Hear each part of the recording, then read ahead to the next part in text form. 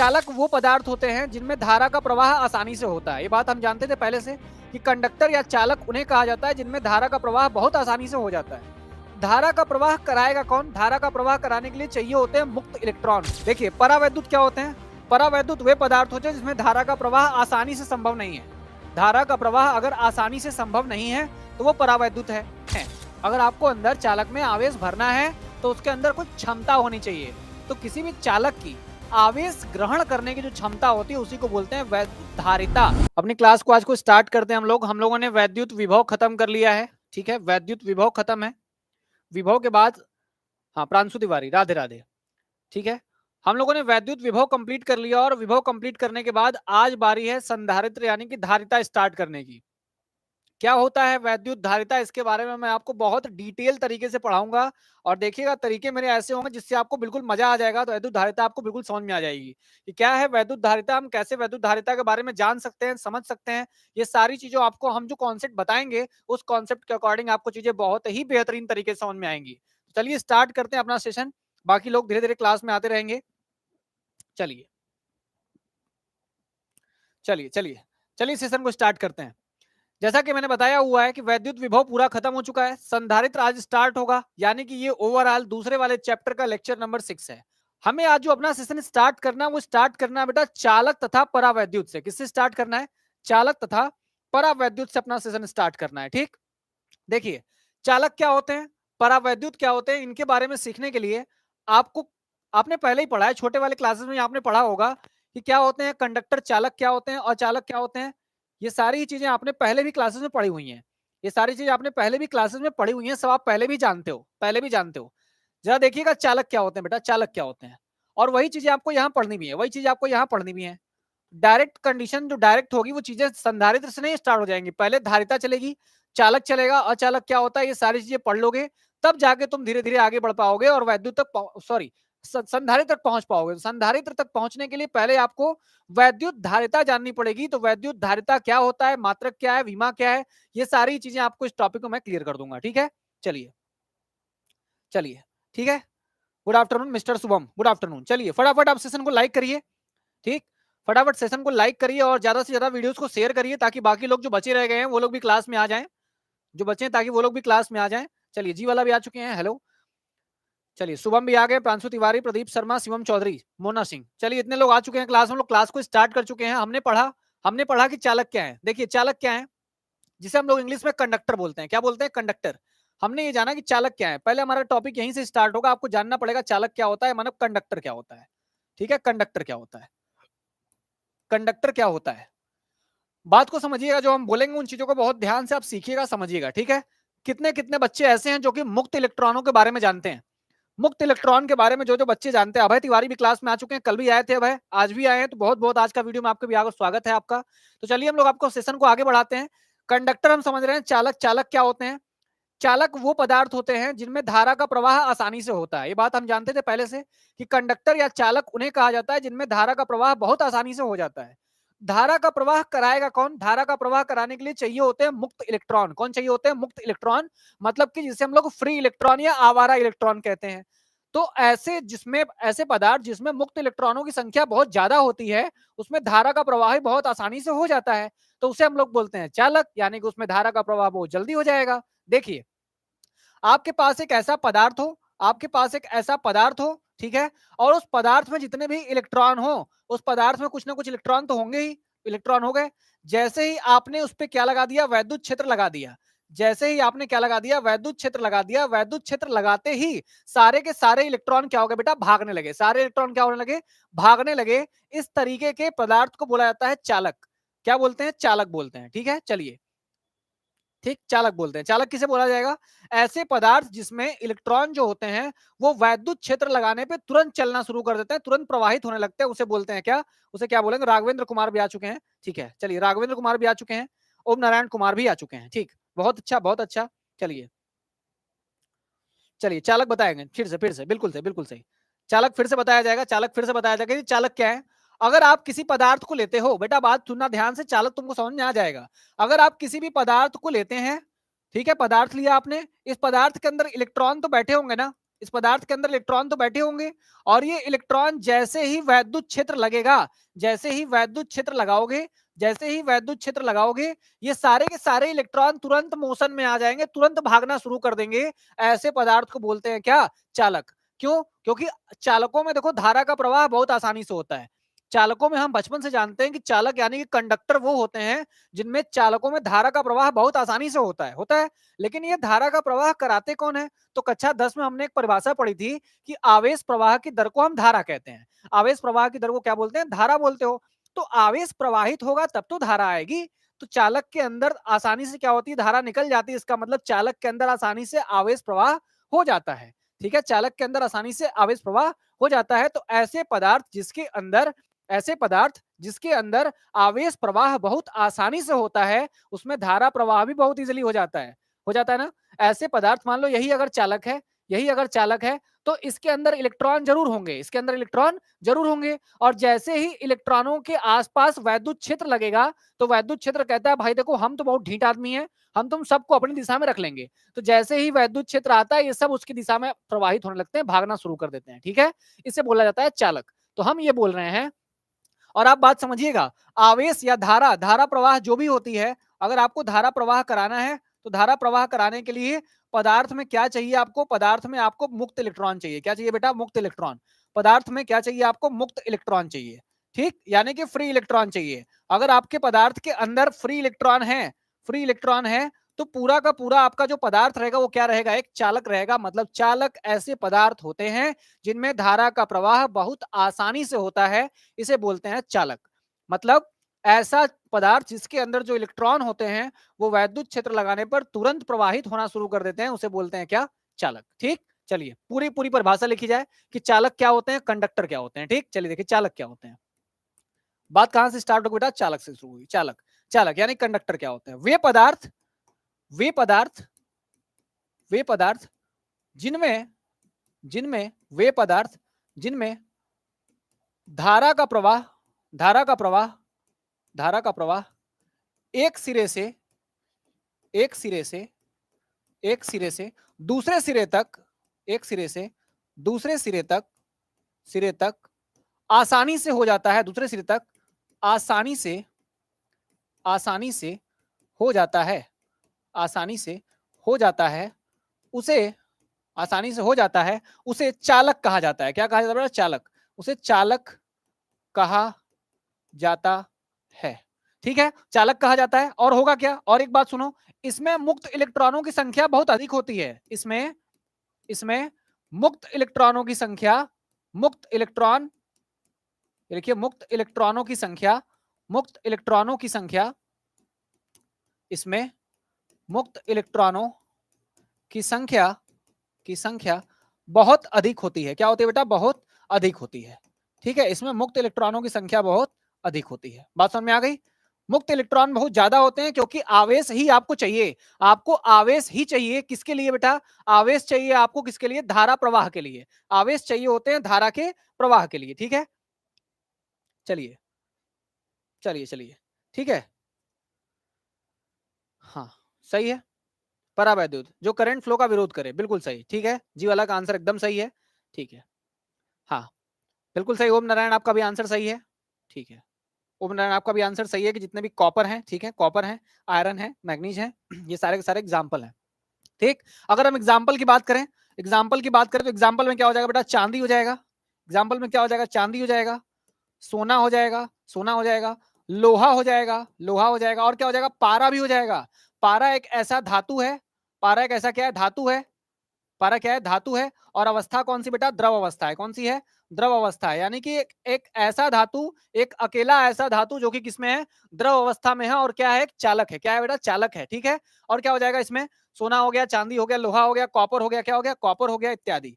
Copper हो गया और क्या हो जाएगा? इत्यादि। चलिए, इसके आगे भी और भी होते हैं, सबके नाम लिखने संभव नहीं है। ठीक, चांदी, सोना, लोहा, पारा। पारा जो है अकेले एक धातु है जो कि द्रव अवस्था में होता है और कोई नहीं है। कॉपर हो गया और क्या हो जाएगा? इत्यादि हो गया। ठीक, इनको चालक कहते हैं।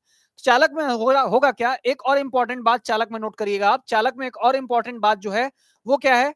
वो ये है कि चालक के जो आवेश होते हैं, चालक के जो इलेक्ट्रॉन्स होते हैं, इलेक्ट्रॉन्स चालक के जो इलेक्ट्रॉन होते हैं, इलेक्ट्रॉन वैद्युत क्षेत्र वैद्युत क्षेत्र लगाने पर वैद्युत क्षेत्र लगाने पर तुरंत ही आवेशित हो जाते हैं, तुरंत ही प्रवाहित होने लगते हैं, तुरंत ही प्रवाहित होने लगते हैं। ठीक है, कुछ ऐसी बातें हैं जो आपको याद रखनी पड़ेंगी चालकों के बारे में, क्योंकि कभी कभी एमसीक्यू अगर इन्हीं के बीच में से बना के पूछ देगा बहुविकल्पी प्रश्न तो आप फंस जाएंगे। अगर कभी बहुविकल्पी पूछ देगा तो आप फंस जाएंगे। चालक के इलेक्ट्रॉन वैद्युत क्षेत्र लगाने पर तुरंत ही प्रवाहित होने लगते हैं, तुरंत ही प्रवाहित होने लगते हैं। क्या मतलब बेटा? तुरंत ही प्रवाहित होने लगते हैं। अतः अतः इन्हें चालक, इसलिए इन्हें चालक कहा जाता है। इसलिए इसलिए इन्हें या इनमें इनमें धारा प्रवाह आसानी से होता है, इसलिए इसमें इनमें धारा प्रवाह आसानी से आसानी से होता है, आसानी से होता है, धारा प्रवाह आसानी से होता है। ठीक है, बात समझ गए? चालक के जो इलेक्ट्रॉन होते हैं वो वैद्युत क्षेत्र लगते ही तुरंत प्रवाहित होने लगते हैं, इसलिए इसमें धारा का प्रवाह आसानी से हो जाता है। बात समझ गए? इसलिए इसमें धारा का प्रवाह क्या होगा? आसानी से हो जाएगा। चलिए चलिए, बहुत बढ़िया बात है शिवम चौधरी, आपका 10th में मैथ में 97 नंबर है। उम्मीद करेंगे कि इस बार आप 99 100 लेके आएंगे 12th मैथमेटिक्स में। ठीक, चलिए चलिए चलिए संदीप, आप थोड़ा सा लेट हो गए हैं, थोड़ा सा लेट आप हुए हैं। चलिए आप देखिए, चालक तो आप जान गए, चालक तो जान गए जिसमें धारा का मान आसानी से मिल जा रहा है आपको, या धारा प्रवाह आसानी से हो रहा है, उसको हम चालक बोल रहे हैं। अब बेटा बात करते हैं परावैद्युत के बारे में। किसके बारे में बात करते हैं? परावैद्युत यानी कि इंसुलेटर के बारे में बात करते हैं। किसके बारे में? इंसुलेटर के बारे में बात करते हैं। ये इंसुलेटर जो होते हैं वो सामान्यतः अचालक इन्हें कहा जाता है, डाइलेक्ट्रिक भी कहा जाता है कभी कभी। इनको हम लोग आगे चल के डाइलेक्ट्रिक भी बोलेंगे, कभी कभी डाइलेक्ट्रिक जैसा भी काम करते हैं, ये डाइलेक्ट्रिक भी हैं। ठीक है, बताऊंगा आगे डाइलेक्ट्रिक क्या होता है, आगे बताऊंगा। देखिए परावैद्युत क्या होते हैं? परावैद्युत वे पदार्थ होते हैं जिसमें धारा का प्रवाह आसानी से संभव नहीं है। धारा का प्रवाह अगर आसानी से संभव नहीं है तो वो परावैद्युत है, परावैद्युत है। जैसे मैं बताऊं कि इसमें फ्री इलेक्ट्रॉन यानी कि मुक्त इलेक्ट्रॉनों की संख्या नहीं होती है, इसमें मुक्त इलेक्ट्रॉनों की संख्या होती ही नहीं है, ऐसा कहा जाए कि होते ही नहीं है, मुक्त इलेक्ट्रॉन नहीं होते हैं। अब मैं आपको बताने जा रहा हूं कि मुक्त इलेक्ट्रॉन वाली कहानी यहाँ कहां से रही है, मुक्त इलेक्ट्रॉन वाली कहानी कहां से आ रही है। देखिए जरा बात सुनिएगा, मैं आपको सुनाता हूँ कहानी। उस कहानी में देखिएगा कहां कहां लोग बैठे हुए हैं। हर परमाणु जो होता है, हर परमाणु जो होता है बेटा, हर परमाणु जो होता है वैद्युत उदासीन होता है। पहली बात, हर परमाणु क्या होता है? वैद्युत उदासीन होता है। परमाणु के ऊपर कोई चार्ज नहीं होता, परमाणु वैद्युत उदासीन होता है। क्यों वैद्युत उदासीन होता है? क्यों? क्योंकि एक परमाणु के अंदर क्या होता है बेटा? एक परमाणु के अंदर होता है उसका नाभिक। एक परमाणु के अंदर क्या रहता है? उसका नाभिक यानी कि न्यूक्लियस रहता है, नाभिक रहता है। उस नाभिक के चारों ओर, उस नाभिक के चारों ओर इलेक्ट्रॉन अपनी कक्षा में क्या करते हैं बेटा? गति करते हैं। क्या करते हैं? इलेक्ट्रॉन अपनी कक्षा में क्या करते हैं? गति करते हैं, गति करते हैं। अब बताओ, जो ये नाभिक होता है उसी के अंदर क्या निहित होता है? उसी के अंदर निहित होता है उसका भार, यानी कि प्रोटॉन इसी के अंदर होते हैं। क्या होते हैं? प्रोटॉन इसी के अंदर बैठे होते हैं। जितने प्रोटॉनों की संख्या होती है, आप बचपन में केमिस्ट्री में पढ़े होंगे कि जितनी प्रोटॉनों की संख्या होती है तो प्रोटॉनों की कुल संख्या जो होती है वो इलेक्ट्रॉनों की संख्या के बराबर होती है। इलेक्ट्रॉनों की संख्या के क्या होती है? बराबर होती है। प्रोटॉनों की संख्या इलेक्ट्रॉनों की संख्या के क्या है बेटा? बराबर होती है। तो मैं आपसे ये बात बता रहा हूं कि बताइए जितने प्रोटॉन होंगे, जितने प्रोटॉन होंगे उतना ही क्या हो जाएगा बना? धनात्मक आवेश। उतना क्या हो जाएगा? धनात्मक आवेश। और हमने कहा कि जितने इलेक्ट्रॉन होंगे वो क्या होते हैं? ऋणात्मक आवेश वाले होते हैं। तो जितने धनात्मक होंगे उतने ही क्या हो जाएंगे? ऋणात्मक हो जाएंगे। तो माइनस प्लस सब आपस में क्या हो जाएगा? कट पिट जाएगा। कट जाएगा कि नहीं कट जाएगा? बताइए। जो भी, हाँ ठीक, बिल्कुल सही, प्रोटॉन इलेक्ट्रॉन आपस में क्या होते हैं? बराबर होते हैं। इसलिए इसलिए क्या हो जाएंगे? जो भी परमाणु होता है, एटम जो भी होता है, वो एटम क्या रहेगा? वैद्युत उदासीन, मतलब इलेक्ट्रिकली न्यूट्रल रहता है। क्या रहता है? इलेक्ट्रिकली न्यूट्रल रहता है। जो भी हमारा परमाणु होगा, एटम होगा, वो क्या रहेगा? वैद्युत उदासीन रहेगा, मतलब कि इलेक्ट्रिकली न्यूट्रल रहता है। वो क्यों रहता है? इसलिए रहता है क्योंकि उसके अंदर नंबर ऑफ इलेक्ट्रॉन और नंबर ऑफ प्रोटॉन हमेशा क्या होते हैं? बराबर होते हैं। ठीक है, number of electron, number of proton हमेशा बराबर होते हैं। आप सभी वीडियोस को लाइक करिए, वीडियोस को लाइक करिए, और जो भी नए बच्चे आ रहे हैं वो लगातार शेयर करें। ठीक है, चलिए। प्रोटॉनों की संख्या इलेक्ट्रॉनों की संख्या बराबर होने के कारण ये न्यूट्रल हो गया। अब देखिए जरा बात सुनिए, बात सुनिए। ये जो न्यूक्लियस है, वो जो न्यूक्लियस है, ये न्यूक्लियस अपनी आसपास की कक्षाओं पे बल लगाता है। ठीक है, बल लगाता है। ये न्यूक्लियस कहता है कि हम तो बेटा देखो पूरी तरीके से पॉजिटिव हैं। हम क्या हैं? पूरी तरीके से पॉजिटिव हैं। हम अपने आसपास वाले लोगों को खींच के बांध के रखेंगे। होता है पॉजिटिव, अपने आसपास देखता है कि सब के सब इलेक्ट्रॉन टहल रहे हैं, ठीक, सारे इलेक्ट्रॉन टहल रहे हैं। न्यूक्लियस कहता है हम पॉजिटिव हैं, हम सारे इलेक्ट्रॉनों को पकड़ के क्या कर लेंगे? बांध लेंगे। तो जो इसके पास वाले होते हैं, जो पास वाली कक्षा के होते हैं, इनको कक्षाएं बोलते हैं। क्या बोलते हैं बेटा? कक्षाएं बोलते हैं। तो जो पास वाली कक्षा के होते हैं वो कहते हैं न्यूक्लियस हमको पकड़ के खींच लेगा अपनी ओर। तो न्यूक्लियस इनको पकड़ के अपनी ओर क्या कर रहा है? खींच लेता है। लेकिन जो बाहरी कक्षा वाले होते हैं वो कहते हैं कि न्यूक्लियस तुम तो अपने पास वाले को खींच सकते हो, लेकिन हम तुमसे बहुत दूर हैं, हम तुम्हारी मनमानी नहीं सहेंगे, हम एकदम रहेंगे आवारा, हम रहेंगे एकदम मुक्त, हम रहेंगे सबसे फ्री, हमारा जहां मन करेगा वहां हम टहलेंगे। तुमको अगर पकड़ना हो, टाइटली पकड़ के रखना हो, तुम अपने पास वाली कक्षाओं के इलेक्ट्रॉन को रखो, उनको रख सकते हो तो रख लो, हम तो बहुत दूर रहेंगे। तो बताओ मुक्त आवेश क्या होते हैं या फ्री इलेक्ट्रॉन होते कहाँ हैं? फ्री इलेक्ट्रॉन होते हैं न्यूक्लियस के सबसे दूर वाली कक्षा में बैठे होते हैं, जिनको हम लोग संयोजी इलेक्ट्रॉन भी कहते हैं। क्या कहते हैं बेटा? जो सबसे दूर वाली कक्षा में इलेक्ट्रॉन बैठे होते हैं, यहाँ बैठे होते हैं, सबसे दूर वाली कक्षा के इलेक्ट्रॉन को क्या बोला जाता है? संयोजी इलेक्ट्रॉन। जो यहाँ बैठे होते हैं उनको क्या बोलते हैं? संयोजी। वैलेंस शेल के इलेक्ट्रॉन ना संयोजी इलेक्ट्रॉन बोला जाता है। क्या बोला जाएगा? संयोजी इलेक्ट्रॉन बोला जाएगा। और यहाँ के जो इलेक्ट्रॉन होते हैं वो न्यूक्लियस से बहुत कम फोर्स द्वारा, कम बल द्वारा बंधे होते हैं, इसलिए इनको बोला जाता है कि ये हमेशा क्या रहते हैं? फ्री रहते हैं, टहलते रहते हैं। ठीक, मान लीजिए जैसे मानिए कि आपका ये चालक है, ये चालक है, इसमें तो बहुत इलेक्ट्रॉन होंगे, बहुत नाभिक होंगे, बहुत परमाणु होंगे। ठीक, अब बता दे, आप पूछें आपसे, बताइए इस मार्कर के अंदर या इस पेन के अंदर कितने परमाणु हैं? इसके अंदर कितने परमाणु हैं? तो आप बता पाओगे कितने परमाणु हैं? बहुत परमाणु होंगे इसके अंदर, अनंत होंगे। और हर परमाणु का अपना क्या होगा बेटा? एक नाभिक। हर नाभिक होगा, हर नाभिक के आसपास अपनी क्या होंगी? कक्षाएं होंगी। उन कक्षाओं में कौन टहल रहा होगा? कौन घूम रहा होगा? इलेक्ट्रॉन घूम रहे होंगे, टहल रहे होंगे होंगे तो सबसे ऊपर वाले जो होंगे, सबसे बाहर वाले जो होंगे, वही होंगे कौन से इलेक्ट्रॉन? मुक्त इलेक्ट्रॉन। क्या होंगे? मुक्त इलेक्ट्रॉन सबसे बाहर वाला होंगे। ठीक है, हाँ जी का आंसर है कि जो इलेक्ट्रॉन दूर के होते हैं, कहीं ना कहीं अटेंशन कम हो जाता है, जिससे कुछ फ्री इलेक्ट्रॉन हो जाते हैं। बिल्कुल सही। ठीक है, चलिए, ठीक है, बिल्कुल सही, हाँ बिल्कुल सही।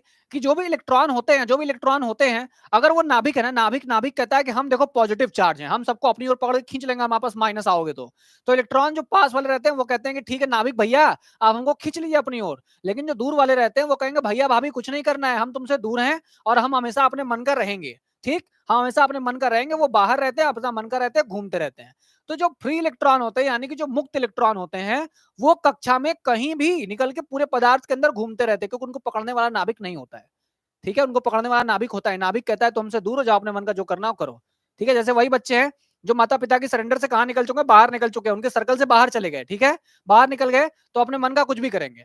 लेकिन जो पास है, घर में है, घर में देख रहे हो कि सब लोग देख रहे हैं, तुम कोई काम नहीं करोगे, लेकिन जैसे ही घर वाले नजर नहीं रखेंगे, हटेंगे, बाहर जाएंगे, तो अपने मन का मनमानी शुरू कर देते हो। तो वैसे ही इलेक्ट्रॉन भी होते हैं। इलेक्ट्रॉन देखेंगे जब सबसे बाहर वहां तक है, न्यूक्लियस का पकड़ नहीं है, तो बाहर अपने मन का कुछ भी कर रहे होते हैं।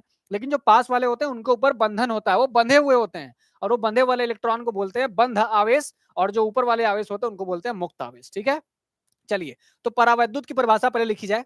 परावैद्युत की परिभाषा पहले लिखी जाए, फिर हम आपको बताते हैं। देखिए, परावैद्युत क्या होते हैं? वे पदार्थ, लिखिए इसकी परिभाषा। इसकी परिभाषा कैसे लिखेंगे आप? लिखिए, वे पदार्थ, वे पदार्थ जिनमें जिनमें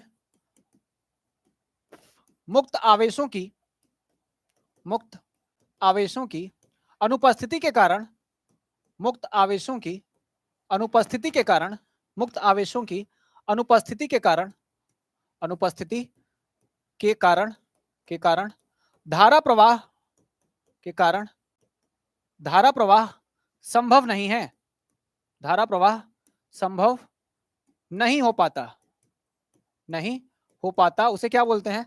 धारा प्रवाह संभव नहीं हो पाता, उसे क्या बोलते हैं? उसे बोलेंगे परावैद्युत। क्या बोलेंगे? परावैद्युत। परावैद्युत यानी कि इसे क्या बोला? परावैद्युत हो गया। परावैद्युत का मतलब क्या बेटा? इंसुलेटर। नाम याद रखना, परावैद्युत का मतलब क्या हो जाएगा? इंसुलेटर। ठीक है, इंसुलेटर कहा जाता है, इंसुलेटर कहा जाता है। याद रखना, इसमें धारा का प्रवाह नहीं हो पाता है। ठीक, धारा प्रवाह नहीं होगा। जैसे कौन बताएगा? एग्जाम्पल बताइए, तो एग्जाम्पल बताइए।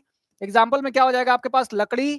एग्जाम्पल में क्या हो जाएगा? लकड़ी हो जाएगा। और क्या हो जाएगा? मोम, मोम हो जाएगा। और क्या हो जाएगा? कागज, कागज हो गया। और क्या होगा बेटा? रबड़। ठीक, रबड़ हो गया। शुष्क वायु, और क्या हो गया बेटा? शुष्क वायु। ठीक, इत्यादि। इतने सारे जो एग्जाम्पल हैं, ये सारे के सारे एग्जाम्पल किसके हैं बेटा?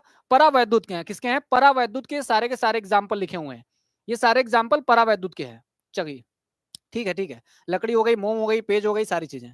ठीक, हाँ, levelbook.com आ गए आप फिर से। तो चलिए, कौन सा चैप्टर है ये? This is second chapter. ठीक, ये दूसरा का दूसरा चैप्टर पढ़ रहे हैं हम लोग। दूसरे चैप्टर में हम लोगों ने वैद्युत विभव पढ़ लिया है। आप देखिएगा, उनके वीडियोस हमारे चैनल पे हैं, लाइव में जाके आप देखिए, वहां से मिल जाएंगे, आप प्लेलिस्ट से भी मिल जाएंगे आपको। तो हमने वैद्युत विभव पढ़ लिया। वैद्युत विभव के बाद हम लोग अब शुरू कर रहे हैं। चलिए, हाँ, हमने अब शुरू किया हुआ है संधारित्र, और संधारित्र में पहला जो चैप्टर चलेगा, पहला चलता है जो वैद्युत धारिता से चलता है। चलिए, परावैद्युत आप समझ गए। पदार्थों की अगर बात करें, पदार्थों की अगर बात करें, तो एक पदार्थ और होता है बेटा, एक पदार्थ और होता है जिसे हम लोग क्या बोलते हैं? अर्धचालक बोलते हैं। क्या बोलते हैं? अर्धचालक कहा जाता है। क्या बोला जाएगा? अर्धचालक। अर्धचालक का मतलब होता है सेमीकंडक्टर। दुनिया अब इसी पे आगे चलेगी, याद रखना, दुनिया अब आगे जो चलेगी इसी पे चलेगी। बहुत लड़ाई मारपीट जो है इसी को पाने में है, सारे देश इसी की चर्चा में है। सेमीकंडक्टर किसके चलते हैं? सेमीकंडक्टर के चलते में है, ये ट्रेंडिंग है, ये ट्रेंडिंग है एकदम, ठीक है। सेमीकंडक्टर क्या होता है? नाम ही से पता है इसके, सेमी, सेमीफाइनल का मतलब बताओ क्या होता है? सेमीफाइनल का मतलब क्या होता है? फाइनल ही रहता है लेकिन थोड़ा कम, मतलब उससे एक स्टेप पहले। हारना इसमें भी नहीं है, हारना इसमें, फाइनल का आधा काम तो यही हो जाता है, होता है ना, फाइनल का आधा गेम तो यही हो जाता है। तो आधा होता है, सेमी लग गया मतलब आधा हो गया, ये आधा कंडक्टर है। ऐसे पदार्थ, ऐसे पदार्थ जिनकी चालकता, ऐसे पदार्थ जिनकी जिनकी चालकता, जिनकी चालकता चालक तथा, चालक तथा परावैद्युत के बीच होती है, चालक तथा परावैद्युत, चालक तथा परावैद्युत के बीच होती है, के बीच होती है, के बीच होती है, उसे, बीच होती है, उसे क्या बोलते हैं? उसे बोलते हैं अर्धचालक। क्या बोलते हैं बेटा? अर्धचालक। उसे क्या बोला जाएगा?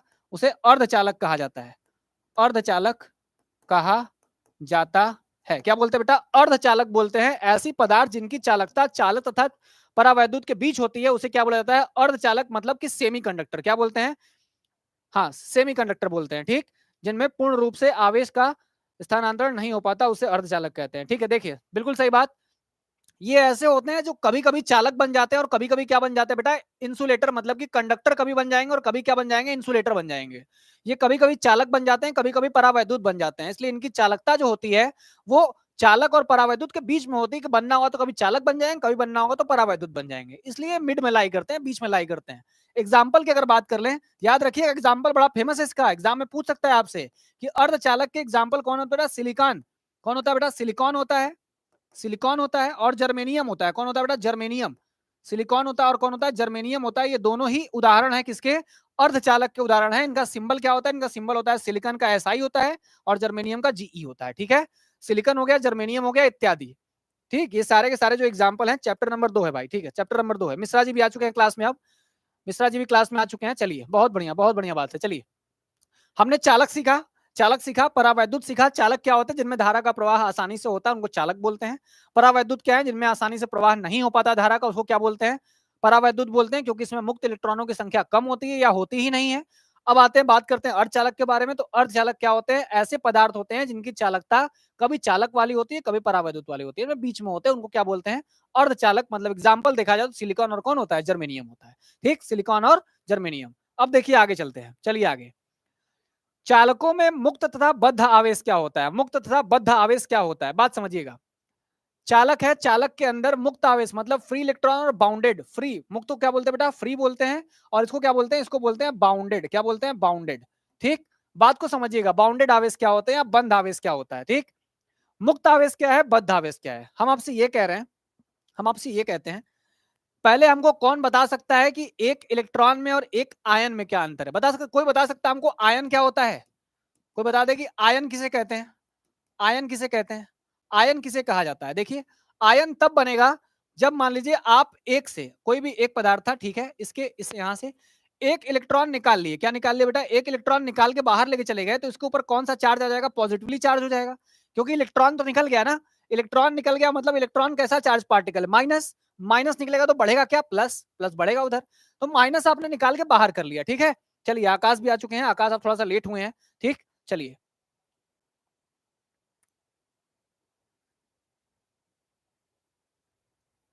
ठीक है, नहीं नहीं कोई बात नहीं, हम पूरा सिलेबस पढ़ा रहे हैं भाई, पूरा सिलेबस कवर कर रहा हूँ। पूरा सिलेबस कवर हो रहा है, कोई आधा अधूरा नहीं चलेगा मुना, ठीक है, आधा अधूरा नहीं चलेगा, पूरा सिलेबस कवर होगा, पूरा सिलेबस कवर किया जाएगा। देखिए आयन क्या है, मैंने सारा का सारा पूरा पढ़ाया हुआ है, इतने डिटेल में आपको वाईटी पे नहीं मिले, यूट्यूब पे नहीं मिलने वाला है कभी, ठीक। आयन क्या है?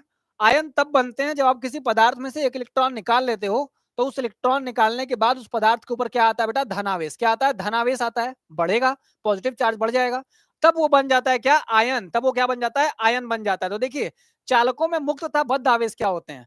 हम ये जानते हैं कि प्रत्येक परमाणु के नाभिक के चारों ओर, लिखिए प्रत्येक परमाणु के, प्रत्येक परिभाषा है, ऐसा परिभाषा लिखनी पड़ेगी, ठीक है। प्रत्येक परमाणु के नाभिक के, नाभिक के, प्रत्येक परमाणु के नाभिक के समीप की कक्षा में, नाभिक के आसपास, नाभिक के आसपास, आसपास विभिन्न कक्षाओं में विभिन्न ऊर्जा वाली, विभिन्न ऊर्जा वाली विभिन्न ऊर्जा वाली कक्षाओं में इलेक्ट्रॉन इलेक्ट्रॉन गति करते हैं, इलेक्ट्रॉन गति करते हैं, गति करते हैं। नाभिक के पास वाले, नाभिक के समीप कक्षा के इलेक्ट्रॉन, नाभिक के समीप कक्षा के इलेक्ट्रॉन नाभिक द्वारा कूलाम के आकर्षण बल का अनुभव करते हैं। कूलाम के, बताओ क्यों आकर्षण बल, कौन बताएगा क्यों आकर्षण बल? कूलाम के आकर्षण बल का अनुभव करते हैं। नाभिक द्वारा कूलाम के आकर्षण बल का अनुभव करते हैं। कूलाम के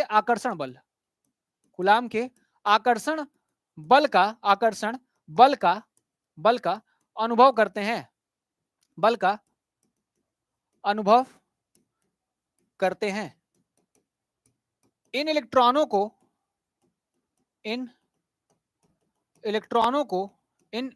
को बद्ध आवेश कहा जाता है। बद्ध आवेश कहा जाता है। बद्ध आवेश किसे बोलते हैं बेटा, बताओ? बद्ध आवेश क्या होगा कि प्रत्येक परमाणु के नाभिक के आसपास विभिन्न ऊर्जा वाली कक्षाओं में इलेक्ट्रॉन क्या करते हैं बेटा, गति करते हैं। इलेक्ट्रॉन क्या करते हैं, गति करते हैं। नाभिक के समीप कक्षा के इलेक्ट्रॉन नाभिक द्वारा कूलाम के आकर्षण बल का अनुभव करते हैं। इन इलेक्ट्रॉनों को क्या कहा जाता है बेटा, बद्ध आवेश कहा जाता है। क्या बोलते हैं, बद्ध आवेश। अब बात करते हैं, ये तो बद्ध आवेश की बात हो गई, ये तो हो गई बात किसकी बेटा, बद्ध आवेश की। हमने कहा कि बद्ध आवेश के बाद अब किसकी बात करनी है, मुक्त आवेश की बात करनी है। कि मुक्त आवेश क्या होते हैं, देखिए मुक्त आवेश क्या होते हैं उनकी बात कर लेते हैं कि मुक्त आवेश क्या है।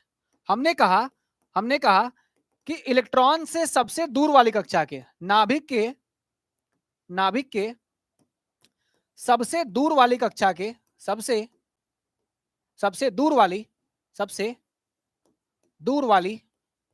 कक्षा के, सबसे दूर वाली कक्षा के आवेश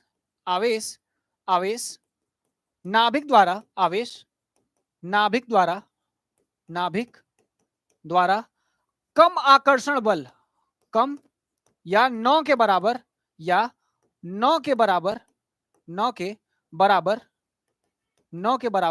आकर्षण बल महसूस करते हैं। 9 के बराबर आकर्षण बल महसूस करते हैं।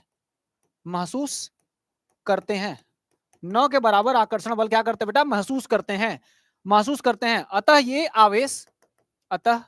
यह आवेश पूरी तरह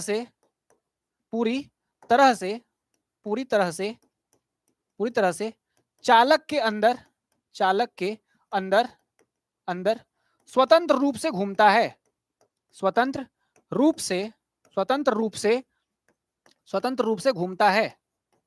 रूप से क्या होता है बेटा, घूमता है। इसे क्या बोलेंगे, इसे मुक्त आवेश कहा जाता है। इसे मुक्त आवेश कहा जाता है। इसे क्या बोलते हैं बेटा, मुक्त आवेश कहा जाता है। बताओ बात समझ में आई कि नहीं है? इसे क्या बोलते हैं बेटा, मुक्त आवेश बोलते हैं। क्या है मुक्त आवेश, मैंने पूरी की पूरी परिभाषा लिख दी है, ठीक है, मैंने पूरी की पूरी परिभाषा लिख दी है। चलिए ठीक है कोई बात नहीं, ठीक है चलिए कोई बात नहीं, ठीक। चलिए आकाश भी हैं क्लास में, रोहित भी हैं, मिश्रा जी भी हैं, शुभम भी हैं। चलिए मुक्त आवेश क्या बताया, नाभिक के सबसे दूर वाली कक्षा के आवेश नाभिक द्वारा कम या 9 के बराबर आकर्षण बल महसूस करते हैं। अतः यह आवेश पूरी तरह से चालक के अंदर स्वतंत्र रूप से क्या करते हैं बेटा, भ्रमण करते रहते हैं। हमेशा घूमते रहेंगे, ऐसे घूमते रहेंगे। अब मैं सबसे बड़ा सवाल पूछ रहा हूं, धारा प्रवाह में रिस्पॉन्सिबल कौन है, मुक्त आवेश की बद्ध आवेश, कौन बताएगा? धारा प्रवाह में जिम्मेदार कौन होता है, मुक्त आवेश की बद्ध आवेश, कौन बताएगा? बताइए मुक्त आवेश रिस्पॉन्सिबल है कि बद्ध आवेश, कौन है बताइए?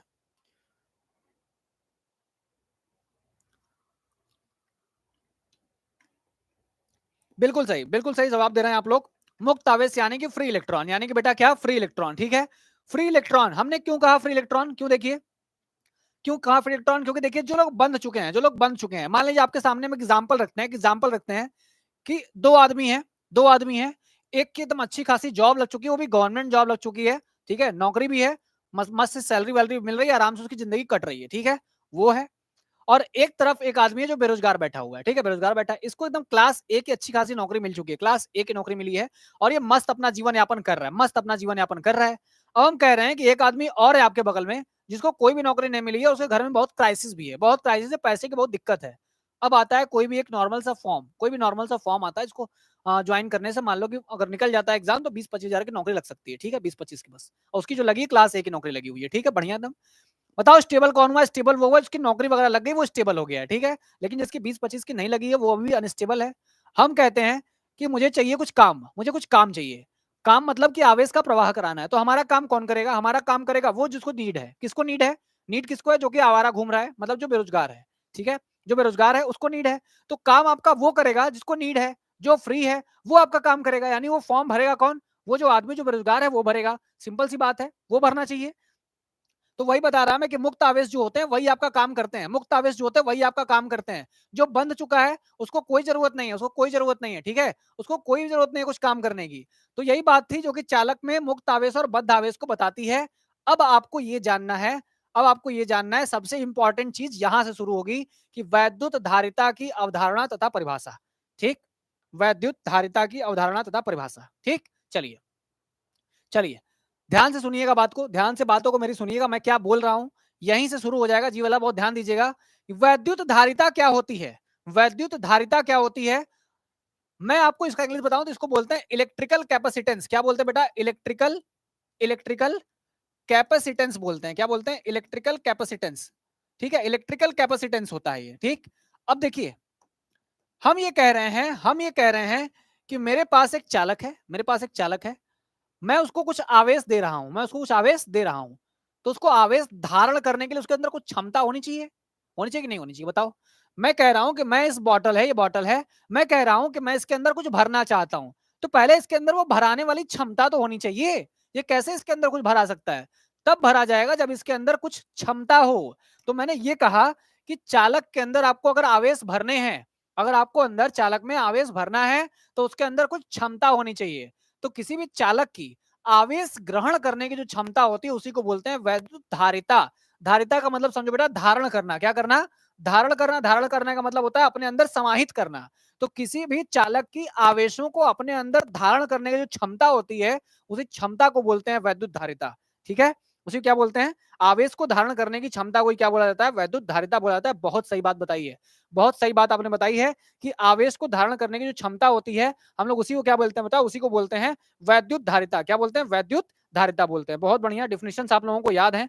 मुझे ये सुन के अच्छा लगा कि डिफिनेशन आप लोगों को याद है, ठीक है, डिफिनेशन आप लोगों को याद है। चलिए डिफिनेशन लिखा जाए, ठीक है, डिफिनेशन लिखा जाए तो डिफिनेशन क्या लिखेंगे? डिफिनेशन लिखेंगे किसी भी चालक की वैद्युत धारिता। लिखिए डिफिनेशन, क्या डिफिनेशन की परिभाषा लिखिए। किसी चालक की, किसी चालक की, चालक की आवेश ग्रहण करने की, आवेश, आवेश संग्रहण करने की, संग्रहण करने की, करने की, करने की क्षमता के माप को, करने की क्षमता के माप को, माप को करने की क्षमता के माप को वैद्युत धारिता कहते हैं। क्या बोलते हैं बेटा? वैद्युत धारिता कहते हैं, वैद्युत धारिता कहते हैं, वैद्युत धारिता कहते हैं। क्या बोलते हैं बेटा? वैद्युत धारिता कहते हैं, वैद्युत धारिता कहते हैं। समझ गए बात? ठीक है। वैद्युत धारिता का मतलब क्या हुआ? किसी भी चालक की आवेश संग्रहण करने की क्षमता के माप को क्या कहा जाएगा? वैद्युत धारिता कहते हैं। अतः अतः देखिए फॉर्मूला वगैरह कैसे निकालेंगे। अतः यदि किसी आवेश को, यदि किसी आवेश को, यदि किसी आवेश को क्यों कूलाम दिया जाए, क्यों, यदि किसी आवेश में, यदि किसी चालक को, यदि किसी चालक को, यदि किसी चालक को क्यों कूलाम आवेश दिया जाए, क्यों कूलाम आवेश दिया जाए, आवेश दिया जाए, दिया जाए, और यदि उसमें, और यदि उसमें, यदि उसमें, यदि उसमें, यदि उसमें, उसमें वी वोल्ट की वृद्धि हो जाए। क्या हो जाए बेटा? वी वोल्ट की, वी वोल्ट की वृद्धि हो जाए, वृद्धि हो जाए, हो जाए, तो बताओ जरा, देखो सुनो बात को, सुनो मेरी। हमने ये कहा कि मेरे पास ये एक चालक है, मेरे पास ये एक चालक है, मैं इसमें कुछ आवेश भरना चाहता हूं। तो बताओ जरा, आवेश जहां भी होगा उस आवेश का अपना क्या होता है बेटा, वैद्युत क्षेत्र होता है। उस वैद्युत क्षेत्र में किसी अन्य आवेश को लाने से जो कार्य करना पड़ता है उससे प्राप्त होता है वैद्युत विभव। क्या होता है? वैद्युत विभव होता है। हम ये कह रहे हैं कि अगर हम इसके अंदर आवेशों की संख्या बढ़ा देंगे तो बताओ इसके वैद्युत विभव का मान नहीं बढ़ जाएगा? कौन जानता है बात को, बताओ सही है कि नहीं है? मैंने कहा मैंने कहा कि मैं इसके अंदर अगर आवेशों का मान बढ़ा दूं, मैं इसके अंदर आवेश भर दूं, तो क्या इसका अपना वैद्युत विभव नहीं बढ़ जाएगा? बढ़ जाएगा, इसका अपना वैद्युत विभव बढ़ जाएगा। ठीक है, चलिए, ठीक, बहुत बढ़िया बात। मैंने कहा कि किसी चालक के अंदर अगर आप आवेश ठूस ठूस के भर दोगे तो उसके वैद्युत विभव का मान भी क्या हो जाएगा बेटा? बढ़ जाएगा। तो मैंने ये कहा कि यदि किसी चालक को क्यू कूलाम का आवेश दे रहे हो और उसमें वी वोल्ट की क्या हो जा रही है? वृद्धि हो जा रही है। तो ये वृद्धि कैसे हुई? जब आपने उसको क्यू दिया और उसमें कितनी वृद्धि हुई बेटा? वी की वृद्धि हुई। मतलब आवेश दोगे तो वोल्ट बढ़ेगा। मतलब क्यू और वी एक दूसरे के क्या होते हैं? प्रोपोर्शनल, मतलब अनुक्रमानुपाती होते हैं कि नहीं? मैंने कहा ना कि जब भी किसी भी चालक को आप क्यू आवेश दोगे तो उसमें क्या होगा? वी वोल्ट की वृद्धि होगी। तो आवेश देना और वोल्ट में वृद्धि होना ये एक दूसरे के क्या रहते हैं? अनुक्रमानुपाती रहते हैं। यानी आप देंगे वोल्ट, सॉरी, अगर आप आवेश देंगे तो आवेश वृद्धि होने, सॉरी, आवेश को देने से विभव में वृद्धि होना जायज सी बात है, होगा ही होगा। ठीक है, होगा ही होगा। ठीक है, चलिए चलिए, सत्यम शुक्ला।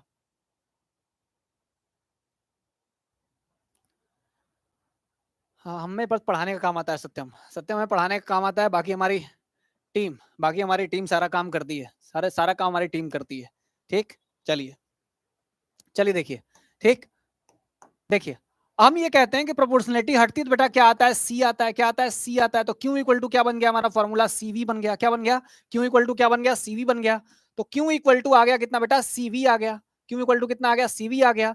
जहां सी एक नियतांक है, जहां सी क्या बेटा? एक नियतांक है। सी क्या? एक नियतांक है। और इसी नियतांक को बोलते हैं क्या? वैद्युत धारिता। क्या बोलेंगे? चालक की वैद्युत धारिता। चालक की, इसे क्या बोलते हैं बेटा? चालक की क्या? चालक की वैद्युत धारिता बोलते हैं। क्या बोलते हैं? चालक की वैद्युत धारिता। क्या बताया मैंने? क्यू बराबर क्या बताया? सीवी। जहां सी क्या है? नियतांक है। और नियतांक को ही क्या बोलते हैं? चालक की वैद्युत धारिता बोलते हैं। क्या बोलते हैं? चालक की वैद्युत धारिता। इसी फॉर्मूले के और भी तरीके आपसे एग्जाम में पूछे जा सकते हैं। तो क्यू बराबर कितना है? सीवी है। तो बताओ बेटा क्या बन जाएगा? तो सी बराबर कितना बन जाएगा? सी बराबर जाएगा क्यू बटे कितना? वी बन जाएगा। या आपसे वी बराबर पूछ दिया जाए, या वी बराबर पूछ दिया तो वी बराबर कितना आ जाएगा? क्यू बटे कितना आ जाएगा? सी आ जाएगा। कहीं कहीं किताब में देखेंगे, कहीं कहीं किताब में देखेंगे तो कैपिटल क्यू को कहीं कहीं स्मॉल क्यू से लिखा होगा। वो एक ही बात है। ठीक है, वो एक ही बात है। ठीक, इसको उसको लेके चिंता मत आना, वो एक ही बात है। ये तीनों फॉर्मूले एक ही फॉर्मूले हैं। इन तीनों के कोई भी रूप आपसे एग्जाम में पूछे जा सकते हैं। इन तीनों फॉर्मूले के कोई भी रूप आपसे एग्जाम में पूछे जा सकते हैं। इसलिए इन सभी तीनों फॉर्मूलों को याद रखना है। तीनों को याद रखना है। तीनों हेर फदल करके पूछे जाते हैं एग्जाम में। चलिए, आयुष श्रीवास्तव भी क्लास में आ चुके हैं, लेकिन आयुष थोड़ा सा आप लेट आए हैं। ठीक है, थोड़ा सा लेट आए हैं। चलिए कोई बात नहीं, नेट आपका खत्म हो गया, कोई बात नहीं। क्लास रिकॉर्डेड फॉर्म में रहेगी, आप बाद में देख सकते हो, कोई दिक्कत नहीं है। चलिए, यहां तक सबको समझ में आया? यहां तक समझ में आया? क्यू बराबर सीवी होगा, C equal to Q by V और V equal to Q by C. अब मैं आपसे पूछूं जरा, अब मैं आपसे पूछूं कि मुझे वैद्युत धारिता का मात्रक चाहिए, विमा चाहिए। मुझे वैद्युत धारिता का मात्रक भी चाहिए और विमा चाहिए। तो मैं यहां लिखता हूं कि वैद्युत धारिता का मात्रक तथा विमा, वैद्युत धारिता, वैद्युत धारिता, वैद्युत धारिता का मात्रक, का मात्रक तथा तथा विमा। ठीक है, कौन बता पाएगा मात्रक? कौन बता पाएगा मात्रक? देखिए, मात्रक की बात करें अगर, तो वैद्युत धारिता का जो मात्रक एक एक भाषा का होता है, बस एक ही वर्ड में निकल जाएगा बस। ठीक है, सुनिए, वैद्युत धारिता का मात्रक, धारिता का मात्रक, मात्रक फैरड होता है। क्या होता है बेटा? फैरड। जो लोग भी फैरड आंसर दिए हैं बिल्कुल सही दिए हैं। क्या दिए हैं? फैरड। क्या होता है बेटा? फैरड होता है। क्या होता है? फैरड होता है। वैद्युत धारिता का मात्रक क्या होता है? फैरड होता है। ठीक, फैरड होता है। ठीक, और भी और मात्रक निकल सकते हैं, और मात्रक निकल सकते हैं। कैसे निकल सकते हैं? देखिए, सी बराबर क्या है? चूंकि अन्य मात्रक क्या, मूल मात्रक की बात अगर करें कि मूल मात्रक क्या होता है, तो मूल मात्रक की अगर बात करोगे तो मूल मात्रक निकालने के लिए सी बराबर क्या है तुम्हारे पास? क्यू बटे कितना है? वी है। यही है, सी बराबर कितना है? क्यू बटे वी। मूल मात्रक की गणना अगर करनी होगी तो आप यहां से कर सकते हो। देखो, मात्रक निकाल सकते हो। क्या आ जाएगा? मात्रक कितना आ जाएगा? क्यू ऊपर है तो क्यू का मात्रक क्या होता है बेटा? कुलाम होता है। क्या होता है? कुलाम होता है। तो क्यू का मात्रक हो गया कुलाम। अब बटे वी, वी क्या है? विभवांतर है या वोल्ट है, तो मात्रक कितना हो जाएगा? वोल्ट हो जाएगा। तो कुलाम प्रति वोल्ट क्या हो जाएगा बेटा, या लिख सकते हो कुलाम प्रति, क्या लिखोगे, वोल्ट लिख सकते हो, क्या लिख सकते हो, कुलाम प्रति वोल्ट। ये भी एक मात्रक हो जाएगा, ये भी एक मात्रक हो जाएगा। कुलाम प्रति कितना हो गया, वोल्ट हो गया, कुलाम प्रति वोल्ट हो गया। चलिए, सोमू मौर्य भी आ चुके हैं, कल भी क्लास में आए थे, आज भी आपका स्वागत है। चलिए, बहुत बढ़िया बहुत बढ़िया। हाँ बिल्कुल सही आंसर दिया ओम नारायण ने। 1 फैराड बराबर कितना होता है, हाँ 59,600, ठीक है 59,600 कुलाम, बहुत सही। चलिए, हाँ बिल्कुल कर एग्जाम में कोई सा भी मात्रक यूज कर सकते हो, बस सवालों का ध्यान देना, सवालों में किस तरीके से पूछा हुआ है, सवालों में कौन सा मात्रक किस तरीके से पूछा हुआ है, ये बात का ध्यान देना, बस बस इस बात का ध्यान देना, सवालों में कौन सा मात्रक दिया हुआ है ऑलरेडी। अगर फैराड में बोल रहा है तो आंसर फैराड में ही दीजिए, एग्जाम में आप कोई भी यूज करके आएंगे सही रहेगा, कोई दिक्कत नहीं होगी। तो ये रही बात मूल मात्रक की। हम लोग को आगे क्या निकालना चाहिए, अब इसका निकालना चाहिए विमा। चलिए बात करते हैं, मात्रक तो निकल गया, वैद्युत धारिता का मात्रक तो निकाल दिया, ठीक है, वैद्युत वैद्युत धारिता का मात्रक तो आ गया, धारिता का मात्रक तो आ गया। मात्रक कितना निकल गया, मात्रक निकल गया फैराड। मात्रक क्या आ गया बेटा, फैराड आ गया। या क्या आ गया, फैराड के अलावा क्या आया, कुलाम प्रति वोल्ट, क्या आया, कुलाम प्रति वोल्ट, कुलाम कुलाम प्रति क्या आया, वोल्ट आया। ठीक है, मात्रक आया जो कुलाम प्रति क्या आया, वोल्ट आया, ठीक, कुलाम प्रति वोल्ट आया। हम कह रहे हैं चलिए बात करते हैं विमा की, हम बात करते हैं विमा की। विमा निकालोगे कैसे, विमा निकालने के लिए तुमको चाहिए मूल मात्रक, क्या चाहिए, मूल मात्रक, कुलाम प्रति वोल्ट, कुलाम प्रति क्या है, वोल्ट है।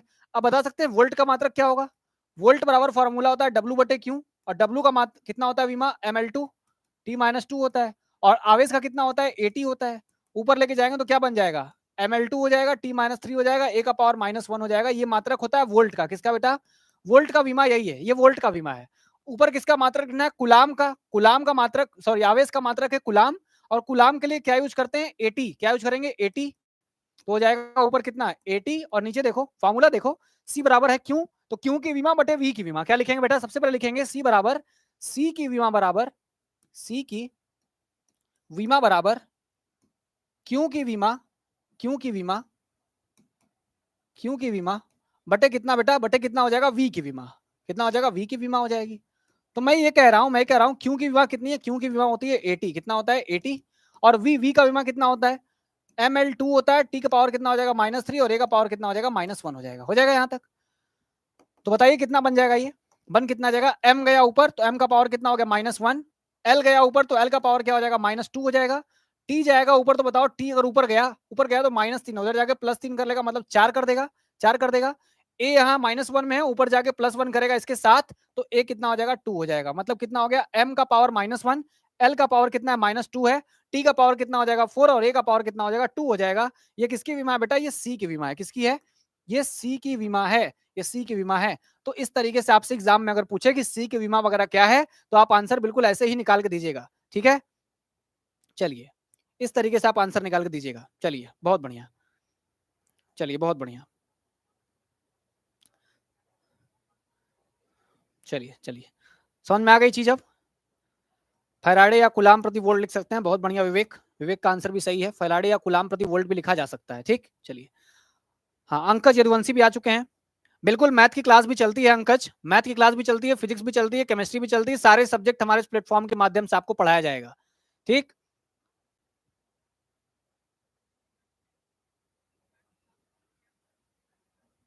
ठीक है, ठीक है। अंकज, अंकज यदुवंशी, मैथ्स की क्लास भी चलती है, मैथ्स की क्लास की टाइमिंग 12:30 बजे दोपहर में रहती है, डेली ही लाइव क्लासेस हमारे चैनल से आपको मिलेंगी, ठीक। 12:30 बजे मैथ्स की क्लास मिलती है, 3 बजे आपको फिजिक्स की क्लास मिलेगी, और 5 बजे आपको केमिस्ट्री क्लासेस मिलती है, 5 बजे आपको केमिस्ट्री क्लासेस मिलती हैं। और केमिस्ट्री में तो आप लोगों की अच्छी न्यूज भी है, केमिस्ट्री में अच्छी न्यूज भी है, केमिस्ट्री के लिए कंचन मैम आप सभी के लिए वन शॉट लेके आ रही है सोल्यूशन वाले चैप्टर का, पहला चैप्टर केमिस्ट्री में सबसे पहले चैप्टर का वन शॉट आपको मिलेगा, कल मिलेगा, हालांकि आज शाम को नहीं मिल पाएगा, मैम थोड़ी बिजी हैं, उन्होंने कहा कि कल रखिए टाइम शेड्यूल, जो भी चीजें होंगी वो शाम को, हाँ ठीक है। चलिए, इंग्लिश की क्लासेस, बिल्कुल इंग्लिश की क्लासेस भी चलेंगी विवेक, इंग्लिश की क्लास भी चलेगी, इंग्लिश की क्लासेस भी कंटिन्यू हो जाएंगी इसी चैनल से।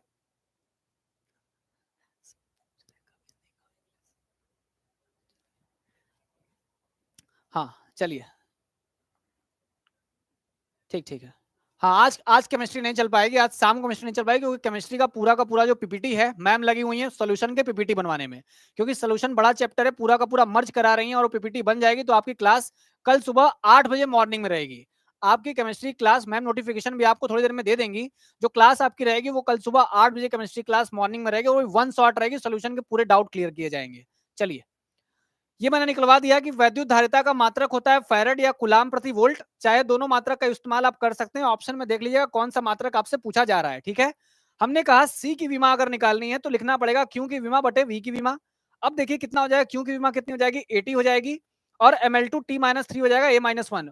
ऊपर नीचे ट्रांसफर किया तो मुझे सी की विमा मिल गई, और ये विमा आपसे डायरेक्ट एग्जाम में पूछी जा सकती है, ऑप्शन में देके पूछी जा सकती है। ठीक है, चलिए अब मैं आप लोगों से एक क्वेश्चन पूछने जा रहा हूं। अब मैं आप लोगों से एक क्वेश्चन पूछने जा रहा हूं, बताइएगा बताइएगा एक वोल्ट की क्या परिभाषा हो, सॉरी एक फैराड की क्या परिभाषा होगी, एक फैराड की क्या परिभाषा होगी। अगर आपसे पूछे एग्जाम में कि एक फैराड को परिभाषित कीजिए, ठीक है, इंपॉर्टेंट है, एक फैराड को परिभाषित कीजिए, एक फैराड को परिभाषित कीजिए, तो आप इसका आंसर कैसे लिखेंगे? लिखिए कॉपी में कि एक फैराड की परिभाषा क्या होती है, परिभाषित कीजिए। देखिए, एक फैराड मात्रक किसका है? वैद्युत धारिता का मात्रक है। एक फैराड मात्रक किसका? वैद्युत धारिता का। और वैद्युत धारिता क्या होती है? वैद्युत धारिता वो होती है, जैसे मान लो कि ये चालक है, इस चालक के अंदर आवेश भरना है, आवेश भरना है, इसको तुम आवेश दोगे तो इसके विभव में क्या हो जाएगी? वृद्धि हो जाएगी, हो जाएगी। तो हमने कहा कि हम अगर किसी भी एक चालक को, मान लो ये चालक है, इस चालक को मैंने आवेश दिया, कितना आवेश दिया बेटा? 1 कूलाम का आवेश दिया। कितना दिया? मैंने इसको 1 कूलाम का आवेश दिया, और 1 कूलाम का आवेश इसके अंदर भरने से इसके विभव में क्या हो जाएगी? वृद्धि हो जाएगी। और वो वृद्धि अगर 1 वोल्ट की होती है तो इसमें जो चालक की धारिता आएगी वो आएगी 1 फैराड। यानी कि किसी भी चालक की धारिता 1 फैराड तब होगी जब उसको 1 कूलाम तुम आवेश दो और उसके वोल्ट में यानी कि विभव में 1 वोल्ट की वृद्धि हो जाए, उसे बोला जाता है 1 फैराड। ठीक है, लिखिए यदि किसी लिखिए यदि किसी यदि यदि किसी चालक को यदि किसी चालक को चालक को 1 कूलाम आवेश देने पर, 1 कूलाम आवेश देने पर उसमें उसमें उसके लिखे उसके विभव में उसके विभव में उसके विभव में 1 वोल्ट की वृद्धि हो जाए, 1 वोल्ट की 1 वोल्ट की वृद्धि हो, 1 वोल्ट की वृद्धि हो, तो चालक की धारिता हो, तो चालक की धारिता धारिता चालक की धारिता 1 फैराड कही जाती है। 1 फैराड, क्या बोलते हैं बेटा? फैराड। 1 फैराड कही जाती है, 1 फैराड कही जाती है। ठीक है, 1 फैराड कही जाती है। अर्थात क्या हो जाएगा? अर्थात अर्थात यानी कि अगर तुमको 1 फैराड निकालना है, 1 फैराड अगर निकालना है तो उसके लिए क्या करना पड़ेगा? देखो फैराड क्या है, सी बराबर कितना है? सी बराबर क्यू बटे वी। तो कितना करोगे? 1 कूलाम और 1 वोल्ट। अगर तुमको परिभाषा याद ना आए तो परीक्षा में ये जरूर लिख के आना कि 1 कूलाम और 1 वोल्ट के अनुपात को क्या कहा जाता है? क्या बोलते हैं? 1 फैराड बोलते हैं। ये परिभाषा भी लिख सकते हो। ठीक है, 1 कूलाम और 1 वोल्ट के अनुपात को भी क्या बोला जाता है? 1 फैराड बोला जा सकता है। यदि किसी चालक को 1 कूलाम आवेश देने पर उसके विभव में 1 वोल्ट की वृद्धि हो जाए तो उस चालक की धारिता कितनी होती है? 1 फैराड कही जाती है, 1 फैराड कही जाती है। चलिए चलिए बिल्कुल बिल्कुल लिख दूंगा, बिल्कुल लिख देता हूं, देखिए बिल्कुल। चलिए ये इंपॉर्टेंट है, ये इंपॉर्टेंट डेरिवेशंस हैं, सॉरी ये इंपॉर्टेंट डिफिनेशंस हैं, इनको आपको याद रखने हैं, इनको आपको याद रखना है, भूलना एकदम नहीं है। चलिए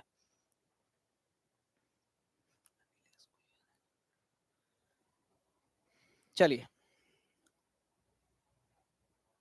हाँ बिल्कुल आकाश सही है। किसी चालक में 1 कूलाम आवेश देने पर चालक में उत्पन्न विभव 1 वोल्ट की वृद्धि हो। ठीक है, चालक में 1 वोल्ट की क्या हो जाए? वृद्धि हो जाए, तो उसे क्या बोला जाएगा? उसे बोला जाता है 1 फैराड। बिल्कुल सही। चलिए चलिए अब देखिए आगे, अब देखिए आगे, आगे ये है विलगित गोलीय चालक की धारिता।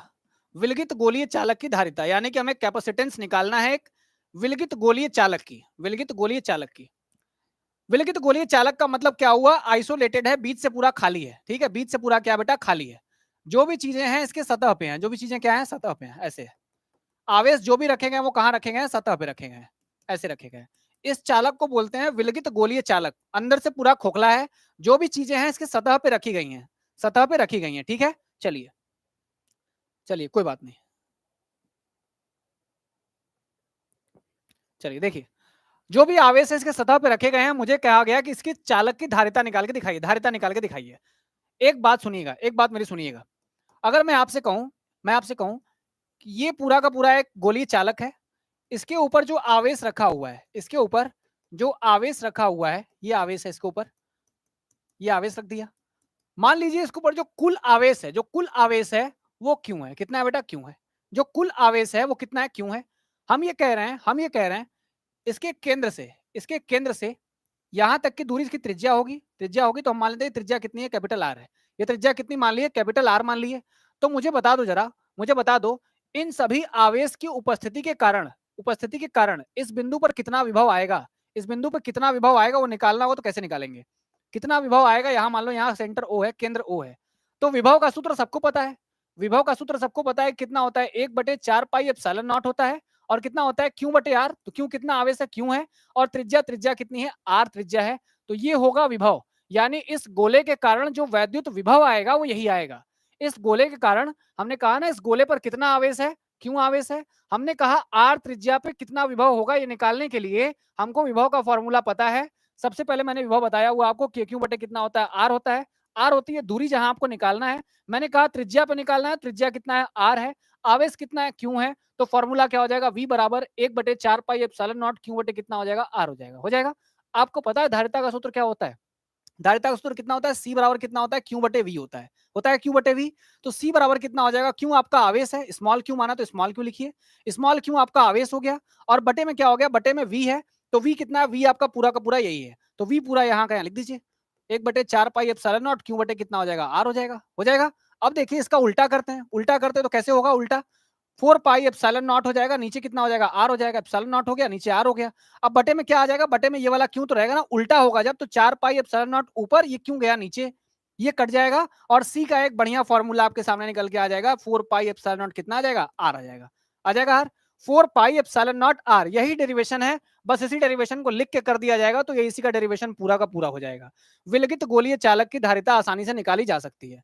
ठीक, अब मैं इसी चीज को पूरा लिख के दिखाता हूं, कैसे इसको लिख के हम लोग कर सकते हैं। चलिए देखिए, माना लिखेंगे कैसे, माना एक विलगित गोलीय चालक जिसकी त्रिज्या आर है, लिखिए, माना माना एक विलगित गोलीय चालक, एक विलगित गोलीय चालक, गोलीय चालक चालक जिसकी त्रिज्या आर है, जिसकी त्रिज्या कितनी है, आर है, जिसकी त्रिज्या आर है, जिसकी त्रिज्या आर है, जिसकी त्रिज्या आर है।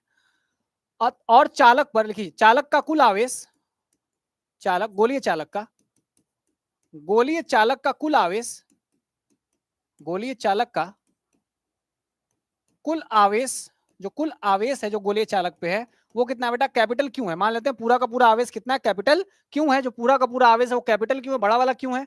और त्रिज्या कितनी है, आर है। तो हम ये बोलेंगे, तो गोलीय चालक द्वारा उत्पन्न विभव, तो गोलीय चालक द्वारा, गोलीय चालक द्वारा उत्पन्न विभव, ठीक है, उत्पन्न विभव, बताइए जरा उत्पन्न विभव कितना होगा। जो गोलीय चालक से जो विभव आएगा, V आएगा, वो कितना आएगा, 1/4 पाई एप्सिलॉन नॉट आएगा। कितना आएगा, 4 पाई एप्सिलॉन नॉट आएगा। और क्या आएगा, आवेश कितना है, क्यों है। और दूरी कितनी है बेटा, आर है। दूरी कितनी हो गई, आर हो गई। ये आपका समीकरण नंबर 1 हो गया, समीकरण नंबर 1 हो गया। ठीक है, ये आपका समीकरण नंबर 1 हो गया। V बराबर 1/4 पाई एप्सिलॉन नॉट और Q बराबर कितना आ गया, आर आ गया। ये आपका समीकरण नंबर 1 हो गया। और इसको आप इस बॉक्स में बंद कर लेंगे। ठीक है, जो भी समीकरण वगैरह होंगे आप इस बॉक्स में इसको बंद कर लीजिए। ठीक, चलिए अब आगे चला जाए, अब आगे चला जाए। V निकल गया। अब आपको वैद्युत धारिता का सूत्र पता है। वैद्युत धारिता का सूत्र क्या है, हमने देखा कि वैद्युत धारिता क्या होती है। देखिए वैद्युत धारिता क्या होती है, वैद्युत धारिता, धारिता C बराबर होता है कितना, Q बटे कितना, V। ये आपका इक्वेशन नंबर 2 हो गया। तो अब क्या करेंगे आप, तो क्या करेंगे, यहां से V का मान, समीकरण 1 से V का मान उठा के समीकरण 2 में रख देंगे। ठीक है, समीकरण 1 का मान, समीकरण 1 का मान समीकरण 2 में रखने पर, 2 में रखने पर, ठीक है, रखने पर, ठीक है, समीकरण 1 का मान समीकरण 2 में उठा के रख दिया जाएगा। तो क्या बन जाएगा, देखिए तो क्या बन जाएगा, क्या बन जाएगा आपके पास, C बराबर Q बटे V है। V का मान उठा के रख देंगे पूरा का पूरा, तो कितना बन जाएगा, यहां से देखिए आ जाएगा हमारे पास C बराबर क्यू बटे में कितना हो जाएगा 1/4 पाई एप्सिलॉन नॉट और कितना आ जाएगा क्यू बटे आर आ जाएगा। देखेंगे तो आप इसको काट सकते हैं। आप देखिए तो यहाँ से क्यू डायरेक्ट कट गया है, नहीं काटना हो तो आप पूरा का पूरा मैथमेटिक्स लगा ही लीजिए। यहाँ पे 4 पाई एप्सिलॉन नॉट आर हो गया, नीचे वाले का उल्टा कर देते हैं, कितना हो जाएगा क्यू का एक मल्टीप्लाई करोगे क्यू ही हो जाएगा। ठीक, कई बच्चे कंफ्यूजन में सर कैसे किया जाए इस चीज को, तो देखो यहाँ पे क्या करना, मल्टीप्लाई कर दो अगर दिक्कत हो रही है तो, क्यू का एक में गुणा कर दो क्यू हो गया, और बटे में इसका गुणा कर दोगे 4 पाई एप्सिलॉन नॉट आर हो जाएगा। अब उल्टा कर दो, अब उल्टा कर दो, इसको लेके जाओ ऊपर, 4 पाई एप्सिलॉन नॉट आर बटे में कितना आ जाएगा क्यू, अब क्यू से क्यू कट जाएगा। ठीक है, ऐसे भी कर सकते हो। तो यहाँ कितना होगा, क्यू से क्यू कट गया, तो जो सी का मान आया है वो कितना आया, 4 पाई एप्सिलॉन नॉट कितना आया, आर आया। कितना आया, आर आया। यही हमारा क्या हो गया, वैद्युत धारिता का सूत्र हो गया। ठीक है, वैद्युत धारिता, किसकी वैद्युत धारिता है ये, किसकी वैद्युत धारिता है, विलगित गोलीय चालक की धारिता है। एक चीज जो मुझे आपको और बतानी है, जो मात्रक मैंने आपको फैरड बताया है, फैरड के और अन्य मात्रक भी हैं, जैसे पिको फैरड या मिली फैरड की अगर बात होगी तो पिको फैरड भी है और मिली फैरड भी है। आप लोग कमेंट करके बताइए कि मिली फैरड और पिको फैरड ये कैसे डिफाइन करते हैं, मिली फैरड और पिको फैरड ये कैसे डिफाइन होता है, ये बताइए जरा, कौन बताएगा।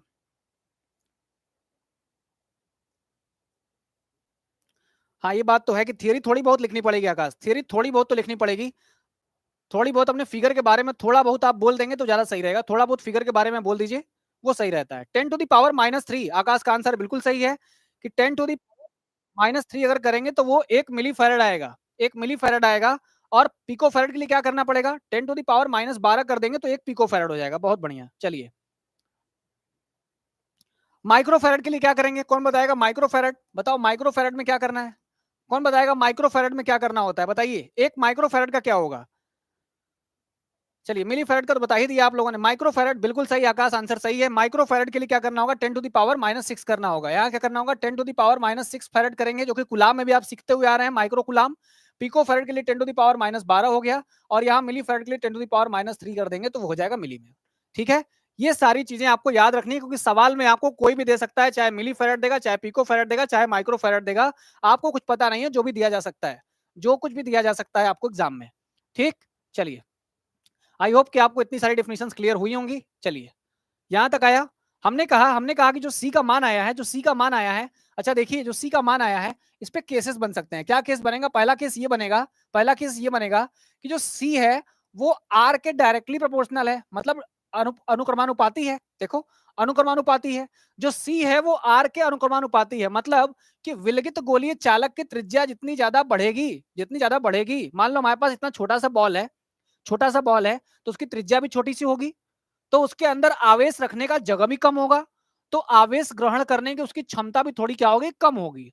और मेरे पास अगर एक बड़ा त्रिज्या वाला बॉल आ जाए, मान लो कि मेरे पास एक प्लास्टिक की बॉल, जैसे क्रिकेट खेलते हैं प्लास्टिक वाली बॉल, और एक फुटबॉल है, ठीक है, तो प्लास्टिक वाली बॉल की त्रिज्या कम होगी, तो उसके अंदर स्पेस कम होगा, जगह कम होगी, तो आवेश को भरने का जगह कम होगा, मतलब आवेश ग्रहण करने की क्षमता भी क्या होगी, कम होगी। फिर मैं ये कह रहा हूं कि मैं फुटबॉल के अंदर भरूंगा, तो फुटबॉल की त्रिज्या थोड़ी ज्यादा होगी, उसके अंदर जगह भी ज्यादा होगी, इसका मतलब उसके आवेश ग्रहण करने की क्षमता भी ज्यादा होगी, इसलिए उसकी धारिता कम होगा, मतलब फुटबॉल वाले की धारिता ज्यादा होगी, और जो प्लास्टिक वाली छोटी सी बॉल है उसकी धारिता कम होगी। ठीक है, तो मैंने ये कहा कि जितनी त्रिज्या बढ़ेगी धारिता का मान उतना ज्यादा क्या हो जाएगा, बढ़ जाएगा। और देखिए, और दूसरा ये है कि माध्यम पर निर्भर करता है, किस पे, माध्यम पे, कि माध्यम क्या है, आसपास क्या चीजें रखी गई हैं, कैसा माध्यम है, ये भी निर्भर रहेगा, तो लिखेंगे माध्यम पर निर्भर करता है, माध्यम पर निर्भर करता है, माध्यम पर निर्भर करता है, ये माध्यम पर भी निर्भर करता है। केस 3 की बात अगर करें तो आसपास रखे चालक पर भी निर्भर करता है, आसपास रखे रखे चालक पर भी निर्भर करता है, चालक पर भी निर्भर करता है, चालक पर भी निर्भर करता है। ठीक है, बात समझ जाइए, जो किसी भी चालक की धारिता होती है, किसी भी चालक की धारिता होती है, मान लीजिए मेरे पास की चालक ये है और ऐसा ही कोई दूसरा बॉटल एक और होता, तो इसकी जो धारिता होगी इसके आसपास रखे चालकों पर भी निर्भर करेगी, कि आसपास कैसे चालक रखे गए हैं, इन पे भी डिपेंड करेगा कैसे चालक रखे गए हैं, कैसे माध्यम में रखे गए उस पर भी डिपेंड करता है, और जितनी त्रिज्या बढ़ेगी उतना ज्यादा उसकी धारिता का मान भी बढ़ेगा। ठीक है, चलिए चलिए बहुत बढ़िया, इस फॉर्मूले को याद रखिएगा, फॉर्मूला भूलिएगा मत। ठीक है ठीक है, चलिए आकाश बता देंगे, बिल्कुल बता देंगे कि चालक और चालक गोला वाला एक बार फिर से बता दिया जाएगा। ठीक है, बिल्कुल बता देंगे। चलिए चलिए, सनातन हिंदू मोटिवेशनल 1 to 25 बिल्कुल बताइए, कोई तकलीफ आपको। चलिए फॉर्मूला याद रहेगा सबको, अब फॉर्मूला एकदम याद रखिएगा, फॉर्मूला भूलिएगा मत, फॉर्मूला एकदम याद रखिएगा, फॉर्मूले पे ही सवाल बनेंगे। चलिए मैंने आपको डेरिवेशन करा दिया, डेरिवेशन कराया कि विलगित गोलीय चालक की धारिता क्या होती है, निकालिए। तो विलगित गोलीय चालक की धारिता आपने C बराबर Q बाई V वाले फॉर्मूले से C बराबर 4 pi epsilon not into R के नाम से निकाल के दिखा दिया। और आपने कहा कि R त्रिज्या है, जितनी त्रिज्या बढ़ेगी, जितनी त्रिज्या बढ़ेगी उतना ही धारिता का मान भी क्या हो जाएगा, बढ़ता चला जाएगा। ठीक है, उतना ही धारिता का मान भी बढ़ता चला जाएगा। बात समझ में आ गई आप लोगों को, बात समझ में आ गई। चलिए आगे चला जाए, आगे चला जाए। अब देखिए, आइए सवालों से वैद्युत धारिता की औकात देखते हैं। ठीक है, कि कितनी औकात है इसकी, मतलब सवाल किस तरीके से पूछे जा सकते हैं, वैद्युत धारिता के सवाल किस तरीके से पूछे जा सकते हैं, इस तरीके से आइए देखते हैं। पहला सवाल आपके सामने है, पहला सवाल दिया गया है, पृथ्वी को 1.28 गुणे 10⁴ किलोमीटर का व्यास का गोलाकार चालक मानकर उसकी वैद्युत धारिता ज्ञात कीजिए। मतलब पृथ्वी है, पृथ्वी पूरे गोलाकार फॉर्म में है, गोलाकार मान लिया जाए, चालक मान लिया जाए, गोली चालक मान लिया जाए, उसके व्यास मतलब किलोमीटर का व्यास उसका दिया हुआ है, उसकी वैद्युत धारिता ज्ञात करनी है। तो सिंपल सी बात है, गोलाकार चालक का वैद्युत धारिता का सूत्र अभी निकाला गया है। ठीक है, तो देखिए पृथ्वी की व्यास क्या दी गई है, देखिए व्यास कितना दिया गया है, पृथ्वी का व्यास, पृथ्वी का व्यास कितना दिया गया है, व्यास कितना दिया हुआ है 1.28 10 घाते कितना हो गया 4 किलोमीटर का व्यास दिया हुआ है। ठीक है, किलोमीटर का व्यास दिया है। हम आपसे ये कह रहे हैं कि इसकी त्रिज्या कितनी होगी, तो त्रिज्या कितनी होगी, त्रिज्या जो होगी, त्रिज्या जब हो जाएगा तो 1.28 गुणे 10 घाते कितना हो गया 4 हो गया, इसका कितना हो जाएगा आधा किलोमीटर हो जाएगा, हो जाएगा। काट देंगे अगर 0.64 बार में कट जाएगा, 10 घाते कितना आ गया 4 किलोमीटर आ गया।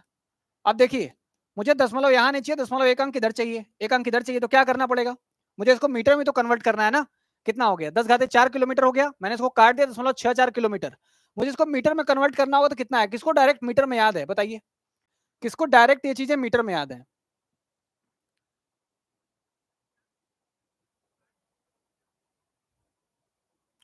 यही वाला, आपको कोई दिक्कत है, कोई समस्या है तो पूछ लो, फिर क्वेश्चन पूछ सकते हो।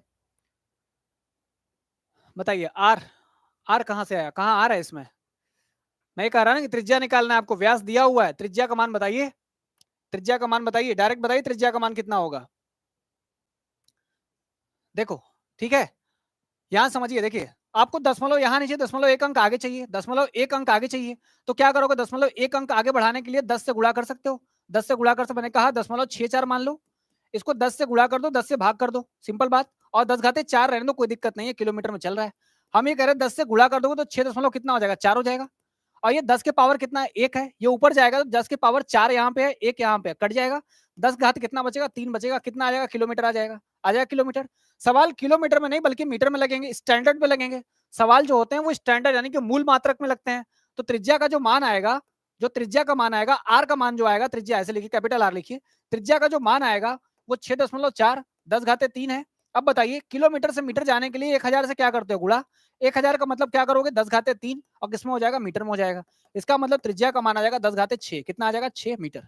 ठीक है, आर का मान आ गया, आर का मान आ गया कितना 6.4 गुणे 10 घाते कितना 6 मीटर, इतना आर का मान है। अब आपको क्या करना है, क्या करना है, सी बराबर कितना होता है, सी बराबर कितना होता है 4 पाई एप्सिलॉन नॉट, बोला ना गोलाकार क्या मानना है चालक मानना है, और इसकी वैद्युत धारिता निकालनी है। तो वैद्युत धारिता का सूत्र क्या है, हम जानते हैं कि वैद्युत धारिता का सूत्र देखो, वैद्युत धारिता का सूत्र क्या हो जाएगा, वैद्युत धारिता का सूत्र कितना होता है, धारिता सी बराबर कितना हो जाएगा 4 pi epsilon not, 4 pi epsilon not कितना हो जाएगा आर हो जाएगा। तो यहां से सी निकालना होगा, तो 4 पाई एप्सिलॉन नॉट का मान कितना होता है कौन बताएगा, देखो 1/4 पाई एप्सिलॉन नॉट का मान होता है 9 गुणे 10 घाते कितना 9, तो 4 पाई एप्सिलॉन नॉट का मान कितना हो जाएगा 1/9 गुणे 10 घाते कितना हो जाएगा 9 हो जाएगा, हो जाएगा। तो यहाँ हो जाएगा 1/9 गुणे 10 घाते कितना हो जाएगा 9 हो जाएगा, और यहाँ कितना हो जाएगा आर, आर का मान आपको दिया है 6.4, कितना हो जाएगा फिर 10 घाते कितना है 6, 10 घाते 6 मीटर में है। चलिए ठीक है, ठीक है, यहाँ तक सही है। तो हमने आर भी लिख दिया और 9 गुणे 10 घाते 9 भी लिख दिया। मैं ये कह रहा हूँ, मैं ये कह रहा हूँ, चलिए डिवाइड करते हैं, इसको डिवाइड करते हैं, 6.4 है, दशमलव हटाना हो, अगर दशमलव हटाना हो तो मैं एक जीरो इससे मांग लूं, एक जीरो मांग के यहाँ 64 कर दूं, और 10 घाते कितना कर दूं 5 कर दूं, अब बटे में कितना हो जाएगा 9 गुणे 10 घाते कितना हो जाएगा 9 हो जाएगा 9। अब मैं कह रहा हूँ 64/9 अलग कर दो, अलग कर दो, यहाँ से 5 है 10 घाते 5 नीचे से लेके जाओ -9, तो कितना आ जाएगा 10 घाते कितना बचेगा -4 बचेगा, तो यहाँ आएगा 64/9 हो गया, 10 घाते कितना हो गया -4 बच गया। सी 64 को भाग दीजिए 9 से, कितनी बार में जाएगा 64 है, 7 बार में ले जाइए 63 आ जाएगा, कितना आएगा 1 बचेगा 0.0 0, 9 एकम कितना होगा 9, फिर एक आएगा 1, मतलब कितना आ रहा है 7.11, कितना आ रहा है 7.11 गुणित घाते कितना आ रहा है -4 आ रहा है, -4 आ रहा है। ठीक, हम ये कह रहे हैं कि दशमलव को अगर पूरा पूरा हटाना हो तो कैसे हटेगा, दशमलव को पूरा पूरा हटाना हो तो मुझे 100 से ऊपर 100 से नीचे क्या करना पड़ेगा, गुणा करना पड़ेगा। तो मैं यहाँ कर देता हूँ, देखिए मैं ये कह रहा हूँ दशमलव पूरा हटाना है तो 100 से ऊपर 100 से नीचे गुणा करते हैं, 100 से ऊपर करेंगे तो हट गया, 100 से नीचे भी क्या करना पड़ेगा, भाग देना पड़ेगा। यहाँ कितना हो जाएगा 10 घाते -4, तो बताइए जरा कितना आ जाएगा 711 आ गया। 10 घाते 2 है, यहाँ पे 2 जीरो है, ऊपर जाएंगे तो -2 हो जाएंगे, मतलब यहाँ कितना हो जाएगा 10 घाते पूरा पूरा 6 हो जाएगा, 2 है ऊपर जाके -2 हो जाएगा, 6 बन जाएगा। अच्छा बताइए 10 घाते -6 है और आंसर किस में आएगा बेटा, फैरड में आएगा, लास्ट में आंसर किस में आएगा, फैरड में। हम ये कह रहे हैं कि 10 घाते -6 से गुणा करने पे क्या बनता है, 10 घाते -6 से गुणा करने पे क्या बनता है, देखिए 10 घाते -6 से गुणा करने पे 1 माइक्रोफैरड बनता है, 1 माइक्रोफैरड बनता है। यहाँ किससे गुणा किया गया है, यहाँ देखिए 711 में इससे गुणा किया गया है, तो मैं आपसे ये कह रहा हूं कि 10 घाते -6 का मतलब होता है माइक्रो, कितना माइक्रोफैरड, तो सी का मान कितना आ गया, माइक्रोफैरड आ गया। तो पृथ्वी की धारिता का मान कितना होता है 711 माइक्रोफैरड, याद रखिएगा भूलिएगा मत। पृथ्वी की धारिता का मान क्या है, पृथ्वी की धारिता का मान एकदम याद रखिएगा, भूलिएगा मत कभी, पृथ्वी की धारिता का मान रहता है 711 माइक्रोफैरड, कितना रहेगा 711 माइक्रोफैरड। ठीक, चलिए 711 माइक्रोफैरड, बहुत बढ़िया बहुत बढ़िया। ऑप्शन के लिए भी याद रखना है, बिल्कुल ऑप्शन के लिए भी याद रखिएगा, एमसीक्यू में पूछ सकता है, इसलिए ऑप्शन के लिहाज से भी याद रखिएगा कि 711 माइक्रोफैरड ही आएगा। चलिए एक सवाल और, आज का आखिरी सवाल। देखिए सवाल बढ़िया से पढ़िए, ध्यान सवाल पढ़िएगा तब आंसर दीजिएगा, सवाल ढंग से पढ़ लीजिए तब इसका आंसर दीजिए। कौन कौन ये सवाल लगा सकता है, कौन कौन ये सवाल लगा सकता है, पढ़ लीजिए पहले।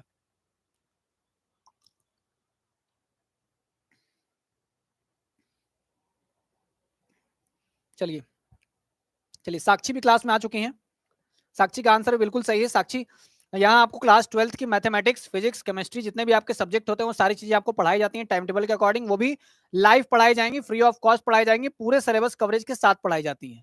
नोट्स वगैरह आपको हमारे टेलीग्राम से मिल जाते हैं। तो जो भी नए बच्चे हैं वो लोग जरूर इस बात का ध्यान देंगे, चैनल को सब्सक्राइब रखना है ताकि आने वाले वीडियोस के नोटिफिकेशन उनको मिलते रहें, और नोट्स वगैरह के लिए आपको टेलीग्राम ज्वाइन करके रखना है। चलिए चलिए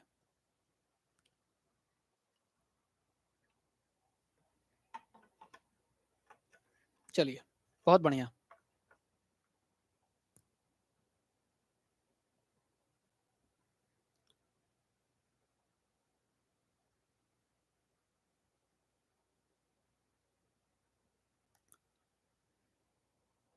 चलिए आगे देखा जाए, अब अगला सवाल देखते हैं, इस सवाल को हल करते हैं, कौन कौन बना सकते हैं इसको, कौन कौन इस सवाल को बना सकता है। चलिए अगर आप नहीं कर पाएंगे तो मैं कर दे रहा हूं इस सवाल को, कोई दिक्कत नहीं है, आराम से सवाल किया जा सकता है, कोई दिक्कत कोई तकलीफ की बात इस सवाल में नहीं है। इसमें क्या बोला गया देखिए, इसमें बोला गया है क्या सवाल दिया है, पारे की 8 समान गोलीय बूंदें इस प्रकार आवेशित की जाती हैं, इस प्रकार आवेशित की जाती हैं। ठीक है, पारे की बूंदें हैं, 8 बूंदें हैं, पारे की 8 बूंदें हैं, इनको इस प्रकार आवेशित किया जाता है, इस प्रकार आवेशित किया जाता है कि प्रत्येक पर 5 वोल्ट का, किसका बेटा 5 वोल्ट का, किसका 5 वोल्ट का, प्रत्येक पर 5 वोल्ट का क्या आता है, विभव आता है, प्रत्येक पर 5 वोल्ट का, 5 वोल्ट का विभव आए। अब यदि इन बूंदों को मिलाकर एक बड़ी गोलीय बूंद बना दी जाए तो उसका विभव कितना होगा, ये पूछा गया हमसे।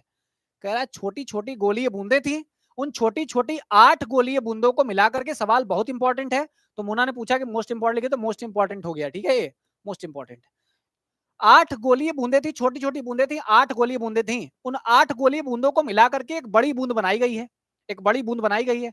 अब हम ये कह रहे हैं कि उस बड़ी वाली गोलीय बूंद का विभव कितना होगा, हमसे ये पूछा गया है। देखिए हम ये कह रहे हैं, हम ये कह रहे हैं जो छोटी गोली होगी, 8 छोटी गोलियां, 8 छोटी बूंदें, 8 छोटी बूंदें मिलेंगी, तब जाके तब जाके एक बड़ी बूंद बनेगी, एक बड़ी बूंद बनेगी, बनेगी ना, एक बड़ी बूंद बनेगी।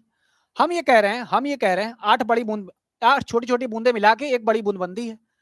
अगर छोटी बूंद का मुझे लिखना हो आयतन, अगर छोटी बूंद का आयतन लिखना हो तो मैं कैसे लिखूंगा, बताइए गोले का आयतन कितना होता है, कौन बता सकता है, बताइए गोले का आयतन कितना होता है, गोले का कितना आयतन होता है, बात कौन बता सकता है, गोले का आयतन बताइए, गोले का आयतन बताइए, गोले का आयतन कौन बता सकता है, गोले का आयतन क्या होता है, बताइए जल्दी बताइए, गोले का आयतन क्या है। गोले का आयतन होता है 4/3 पाई आर क्यूब, होता है ना, 4/3 पाई आर क्यूब। बिल्कुल सही, बिल्कुल सही। नहीं राघवेंद्र, आंसर थोड़ा गलत आया है बेटा, ध्यान दीजिए। 8 छोटी छोटी बूंदे हैं, मैं ये कह रहा हूं, ये छोटी बूंद, ये छोटी बूंद, ये छोटी बूंद, ये छोटी बूंद, ये छोटी बूंद, ये और ये 3 3 6 2 8, 8 छोटी बूंदे मिलेंगी तब जाके एक बड़ी बूंद का निर्माण होगा। तो जितना पानी इसके अंदर होगा उतना ही पानी इन सभी आठों का मिलाकर के एक बड़ी बूंद के अंदर आ जाएगा, मतलब आयतन बराबर होगा, आयतन बराबर होगा। तो 8 छोटी छोटी बूंदों का आयतन मतलब कि 8 गुणे इन छोटी छोटी बूंदों का आयतन मान लेते हैं 4/3 पाई आर क्यूब। छोटा वाला बूंद तो छोटा वाला आर, इकट्ठा बड़ा बूंद बनेगा तो उसका आयतन पूरे उन 8 छोटी छोटी बूंदों के आयतन के बराबर होगा कि नहीं होगा? बताओ। ये इकट्ठा बड़ी बूंद का आयतन है, ये पूरा का पूरा आयतन जो होगा ये छोटी छोटी बूंदों के 8 छोटी छोटी बूंदों के आयतन के बराबर होगा।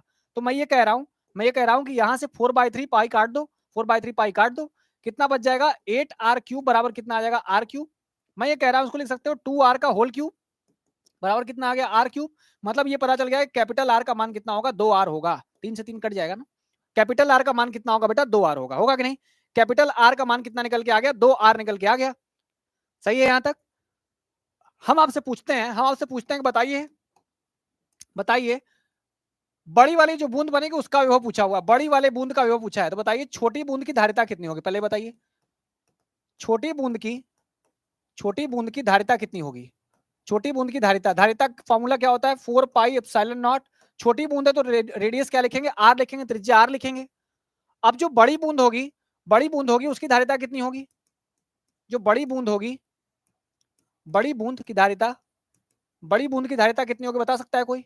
देखिए बड़ी बूंद की धारिता कितनी हो जाएगी, सी बराबर 4 पाई एप्सिलॉन नॉट आर हो जाएगा कि नहीं? बताओ, बड़ी वाली बूंद का धारिता लिखना होगा, बड़ी बूंद का तो बड़ा वाला आर यूज करेंगे, छोटी बूंद की धारिता के लिए छोटा वाला यूज करेंगे। अब मुझे बताइए कि कैपिटल आर का मान तो आपको पता है ना, कैपिटल आर का मान तो पता है, नीचे देखिए 2 आर, तो लिखिए यहाँ पे कितना हो गया 2 आर हो गया कि नहीं? तो ये पूरा का पूरा क्या बन जाएगा 8 बन जाएगा, 4 दूनी 8 पाई एप्सिलॉन नॉट और क्या बन जाएगा आर बन जाएगा। ये क्या आया है बेटा, ये बड़ी बूंद की धारिता है। क्या है ये बड़ी बूंद है ना, बड़ी बूंद, ये बड़ी बूंद की धारिता है। किसकी है बेटा, ये बड़ी बूंद की धारिता है, ये बड़ी बूंद की धारिता है, ये बड़ी बूंद की धारिता है, बड़ी बूंद की धारिता, बड़ी बूंद की धारिता।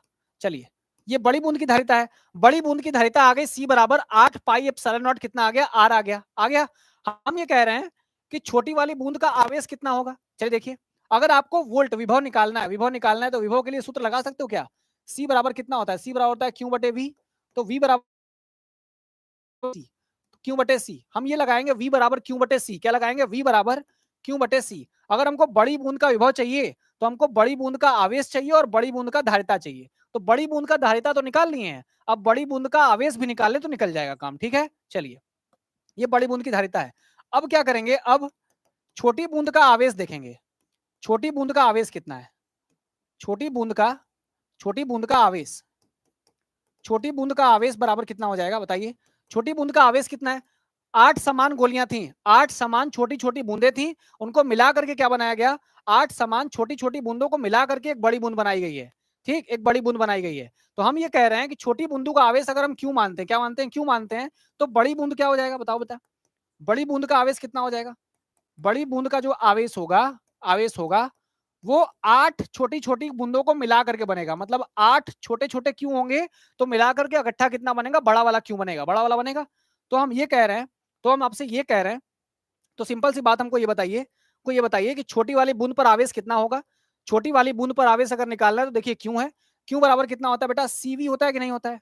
ऐसे निकालिए, देखिए मैं यहाँ बता देता हूँ, अगले वाले पेज पे चलते हैं। देखिए अगले पेज पे यहाँ तक निकल गया, धारिता तक निकल गया ना। देखिए छोटी बूंद पर आवेश निकालना है, छोटी बूंद पर आवेश, छोटी बूंद पर आवेश निकालने के लिए क्यू बराबर क्या करोगे, सीवी लगाओगे, क्यू बराबर सीवी, क्यू बराबर सी। छोटी वाली बूंदों का आवेश कितना है 4 पाई एप्सिलॉन नॉट कितना है आर है। कितना वोल्ट दे रहे हो, हर एक पे कितना वोल्ट आता है बेटा 5 वोल्ट आता है, हर एक पे कितना वोल्ट आता है 5 वोल्ट आता है। तो क्यू बराबर कितना बन जाएगा 20 पाई, 5 के 20 हो गया, 20 पाई एप्सिलॉन नॉट आर हो गया नहीं। ये छोटी बिंदु का आवेश है, ये छोटी बिंदु का आवेश है। हम ये कह रहे हैं कि बड़ी बूंद पर आवेश निकालना होगा तो क्या करना होगा, बड़ी बूंद पर आवेश अगर निकालना होगा तो वो 8 छोटी छोटी बिंदुओं के बराबर होगा कि नहीं। 8 छोटे छोटे आवेशों, 8 छोटे छोटे गोलीय जल यानी जो बिंदु लिए गए थे, बिंदु लिए गए थे, 8 छोटे छोटे जो गोलीय बूंदे थी, उन छोटे छोटे 8 गोलीय बूंदों में से सबको जोड़ दिया जाएगा, तब जाके एक बड़े गोलीय बूंद का आवेश बनेगा। बनेगा? तो बताइए 8 आया, आवेश कितना आया? आवेश आया 20 गुणे कितना हो गया? 4 पाई एप्सिलॉन नॉट। यहाँ से लिखिए, ऐसे लिखिए, क्यों हो गया? क्यों हो गया? 8 हो गया, कितना आ जाएगा? क्यों का मान कितना आ गया? 20 आ गया, पाई आ गया, एप्सिलॉन नॉट आ गया, और क्या आ गया? आर आ गया। ये है। अगर इसको हम काट पीट दें तो 20 अट्ठे कितना हो जाएगा? 160 हो जाएगा। 160 पाई एप्सिलॉन नॉट आर, और ये क्या है? बड़ी बूंद का आवेश। ये क्या बेटा? बड़ी बूंद का आवेश। ये बड़ी बूंद का क्या है? आवेश है। ठीक है, ये बड़ी बूंद का क्या आ गया? आवेश आ गया। आ गया। हमने कहा कि आपको क्या निकालना था? बड़ी बूंद का विभव निकालना था। बड़ी बूंद का क्या निकालना है? विभव। तो हमने कहा बड़ी बूंद की धारिता है और बड़े बूंद का आवेश है ना? बड़ी बिंदु का क्या है बेटा? आवेश भी है और बड़ी बूंद का धारिता भी है। तो चलिए निकालते हैं। कैसे निकाल पाएंगे? कैसे निकाल पाएंगे? विभव निकालना है, बड़ी बूंद का विभव। बड़ी बूंद का विभव, बूंद का, बड़ी बूंद का विभव। अगर ये निकालना है, बड़ी बूंद का विभव आपको निकालना है, तो क्या करना पड़ेगा? विभव क्या होता है? विभव होता है वी। वी बराबर कितना होता है? वी बराबर कितना हो जाएगा? क्यू बटे कितना हो जाएगा? सी हो जाएगा। क्यू बटे सी। तो लिखेंगे बड़ी बूंद का आवेश, बड़ी बूंद का, बड़ी बूंद का आवेश। ठीक है, ऐसे लिखिए, फॉर्मूला इधर लिख देता हूं। देखिए क्या हो जाएगा बेटा? बड़ी बूंद का आवेश हो जाएगा। देखिए बड़ी बूंद का विभव, विभव बराबर कितना हो जाएगा? विभव बराबर कितना होगा? आवेश बटे धारिता। आवेश बटे कितना हो जाएगा? धारिता। यानी कि v बराबर कितना हो जाएगा? q बटे कितना हो जाएगा? c हो जाएगा। बड़ी बूंद का निकालना है, तो बड़ी बूंद का विभव निकालने के लिए बड़ी बूंद वाला आवेश कितना है? बड़ी बूंद का आवेश कितना आया? 160 पाई एप्सिलॉन नॉट, और कितना आया बेटा? फिर r आया। और बड़ी बूंद का c कितना है? बड़ी बूंद का c है 8 पाई epsilon not r। 8 pi epsilon not कितना हो गया? r हो गया। पाई पाई कट गया, देखो कट गया सब। 8 से काटो, कितनी बार में कट जाएगा? v का मान आ जाएगा 20 वोल्ट। कितना आ जाएगा? 20 वोल्ट आ जाएगा। इसका मतलब ये है कि 8 छोटी छोटी गोलीय बूंदों को मिला के एक बड़ी गोलीय बूंद बनाई जाए। 8 छोटी छोटी गोलीय बूंदों को मिला के एक बड़ी बूंद बनाई जाए, तो कितना आएगा? 20 वोल्ट का विभव उस बड़े बूंद पे आ जाएगा। क्या किया मैंने? देखो सवाल को फिर समझ लो। 8 छोटी बूंदें थी, मिला के एक बड़ी बूंद बन रही थी। मैंने आठों का आयतन देखा कि एक बड़े के आयतन के बराबर होगा। यहां से देखा कि आर का मान मिल गया 2r। हमको बड़े बूंद का विभव चाहिए, तो बड़े बूंद का धारिता चाहिए, बड़े बूंद का आवेश चाहिए। तो छोटी बूंद का धारिता ये है, तो बड़े बूंद की धारिता कैपिटल आर के साथ होगी। कैपिटल आर का मान हमने रख दिया 2r, तो 2r रख दिया, तो हमें निकल गया बड़ी बूंद की धारिता कितनी होगी? आ गई। बड़ी बूंद की धारिता आ चुकी है। छोटी बूंद पर आवेश कितना होगा? q बराबर cv से निकाल सकते हो। c का मान इसका पता है कि छोटी बूंद का c यही है, और v कितना है? 5-5 वोल्ट आया है। गुणा करेंगे तो इतना आ जाएगा। छोटे बिंदु का आवेश है, ये छोटे बूंद का है। 8 छोटे बूंद मिला के बड़ा बन रहा है, तो इकट्ठा निकालना होगा, तो 8 से मल्टीप्लाई करके निकालेंगे। बड़े बूंद का आवेश आ गया। अब बड़े बूंद का विभव निकालने के लिए बड़े बूंद का आवेश, बड़े बूंद की धारिता। बड़े बूंद का आवेश यही निकाले हैं, और बड़े बूंद की धारिता देखो बगल में निकाल दिए थे। हमने यहाँ दोनों को डिवाइड किया, तो 20 वोल्ट आंसर आ गया है। यही है। ठीक है, यही है। 4/3 पाई आर क्यूब आयतन है साक्षी। 4/3 पाई आर क्यूब जो है वो क्या है बेटा? आयतन है। ठीक है, वो आयतन है। बात समझ में आ गई? 4/3 पाई आर क्यूब जो है बेटा वो आयतन है। ठीक है, चलिए बताइए सवाल में किसी को कोई दिक्कत आ रही है? इस सवाल में किसी को कोई दिक्कत है? जल्दी बताइए, आकाश वगैरह लोग बताइए, जल्दी बताइए। शुभम, चलिए चलिए, किसी को दिक्कत नहीं है? चलिए, राघवेंद्र को भी कोई प्रॉब्लम नहीं है, शुभम को भी नहीं है, साक्षी को भी प्रॉब्लम नहीं है। चलिए चलिए, बहुत बढ़िया, आप लोगों को दिक्कत नहीं है। अब 2 सवाल हमने लगाए हैं, वह क्या औकात थी। ठीक है, यही यही 2 सवाल थे, इसलिए इनकी औकात यही थी, बस यही इनकी औकात थी, और हमने यहाँ तक इस क्वेश्चन को सॉल्व किया। ठीक, तो आज के लेक्चर में इतना ही। फिजिक्स के इस लेक्चर नंबर 6 में हम लोगों ने वैद्युत धारिता पढ़ी, और वैद्युत धारिता पे 1-2 सवाल जो बने वो हमने लगाया और सीखा कि वैद्युत धारिता क्या है। आप याद रखिएगा, विलगित गोलीय चालक की वैद्युत धारिता हमेशा C बराबर 4 पाई एप्सिलॉन नॉट R होती है, और इसी से सवाल आगे बनते हैं, इसी से सवाल आगे बनते हैं। कल हम लोग संधारित्र के आसपास की चीजें पढ़ना स्टार्ट करेंगे, तो संधारित्र वाले चैप्टर में वैद्युत धारिता से ही चीजें शुरू होती हैं, इसलिए एकदम कंसंट्रेट करिए, पढ़िए मन लगा के। जितने भी चीजें पढ़ाई जा रही है उनका नोट्स जरूर बनाइएगा। नोट्स बनाना बहुत जरूरी है। नोट्स आपको टेलीग्राम से मिलते हैं, नोट्स बनाइए, पढ़िए, मस्त रहिए, बिंदास रहिए। इतना कंप्लीट करके आइएगा, इसके बाद हम लोग कल के लेक्चर में मिलेंगे।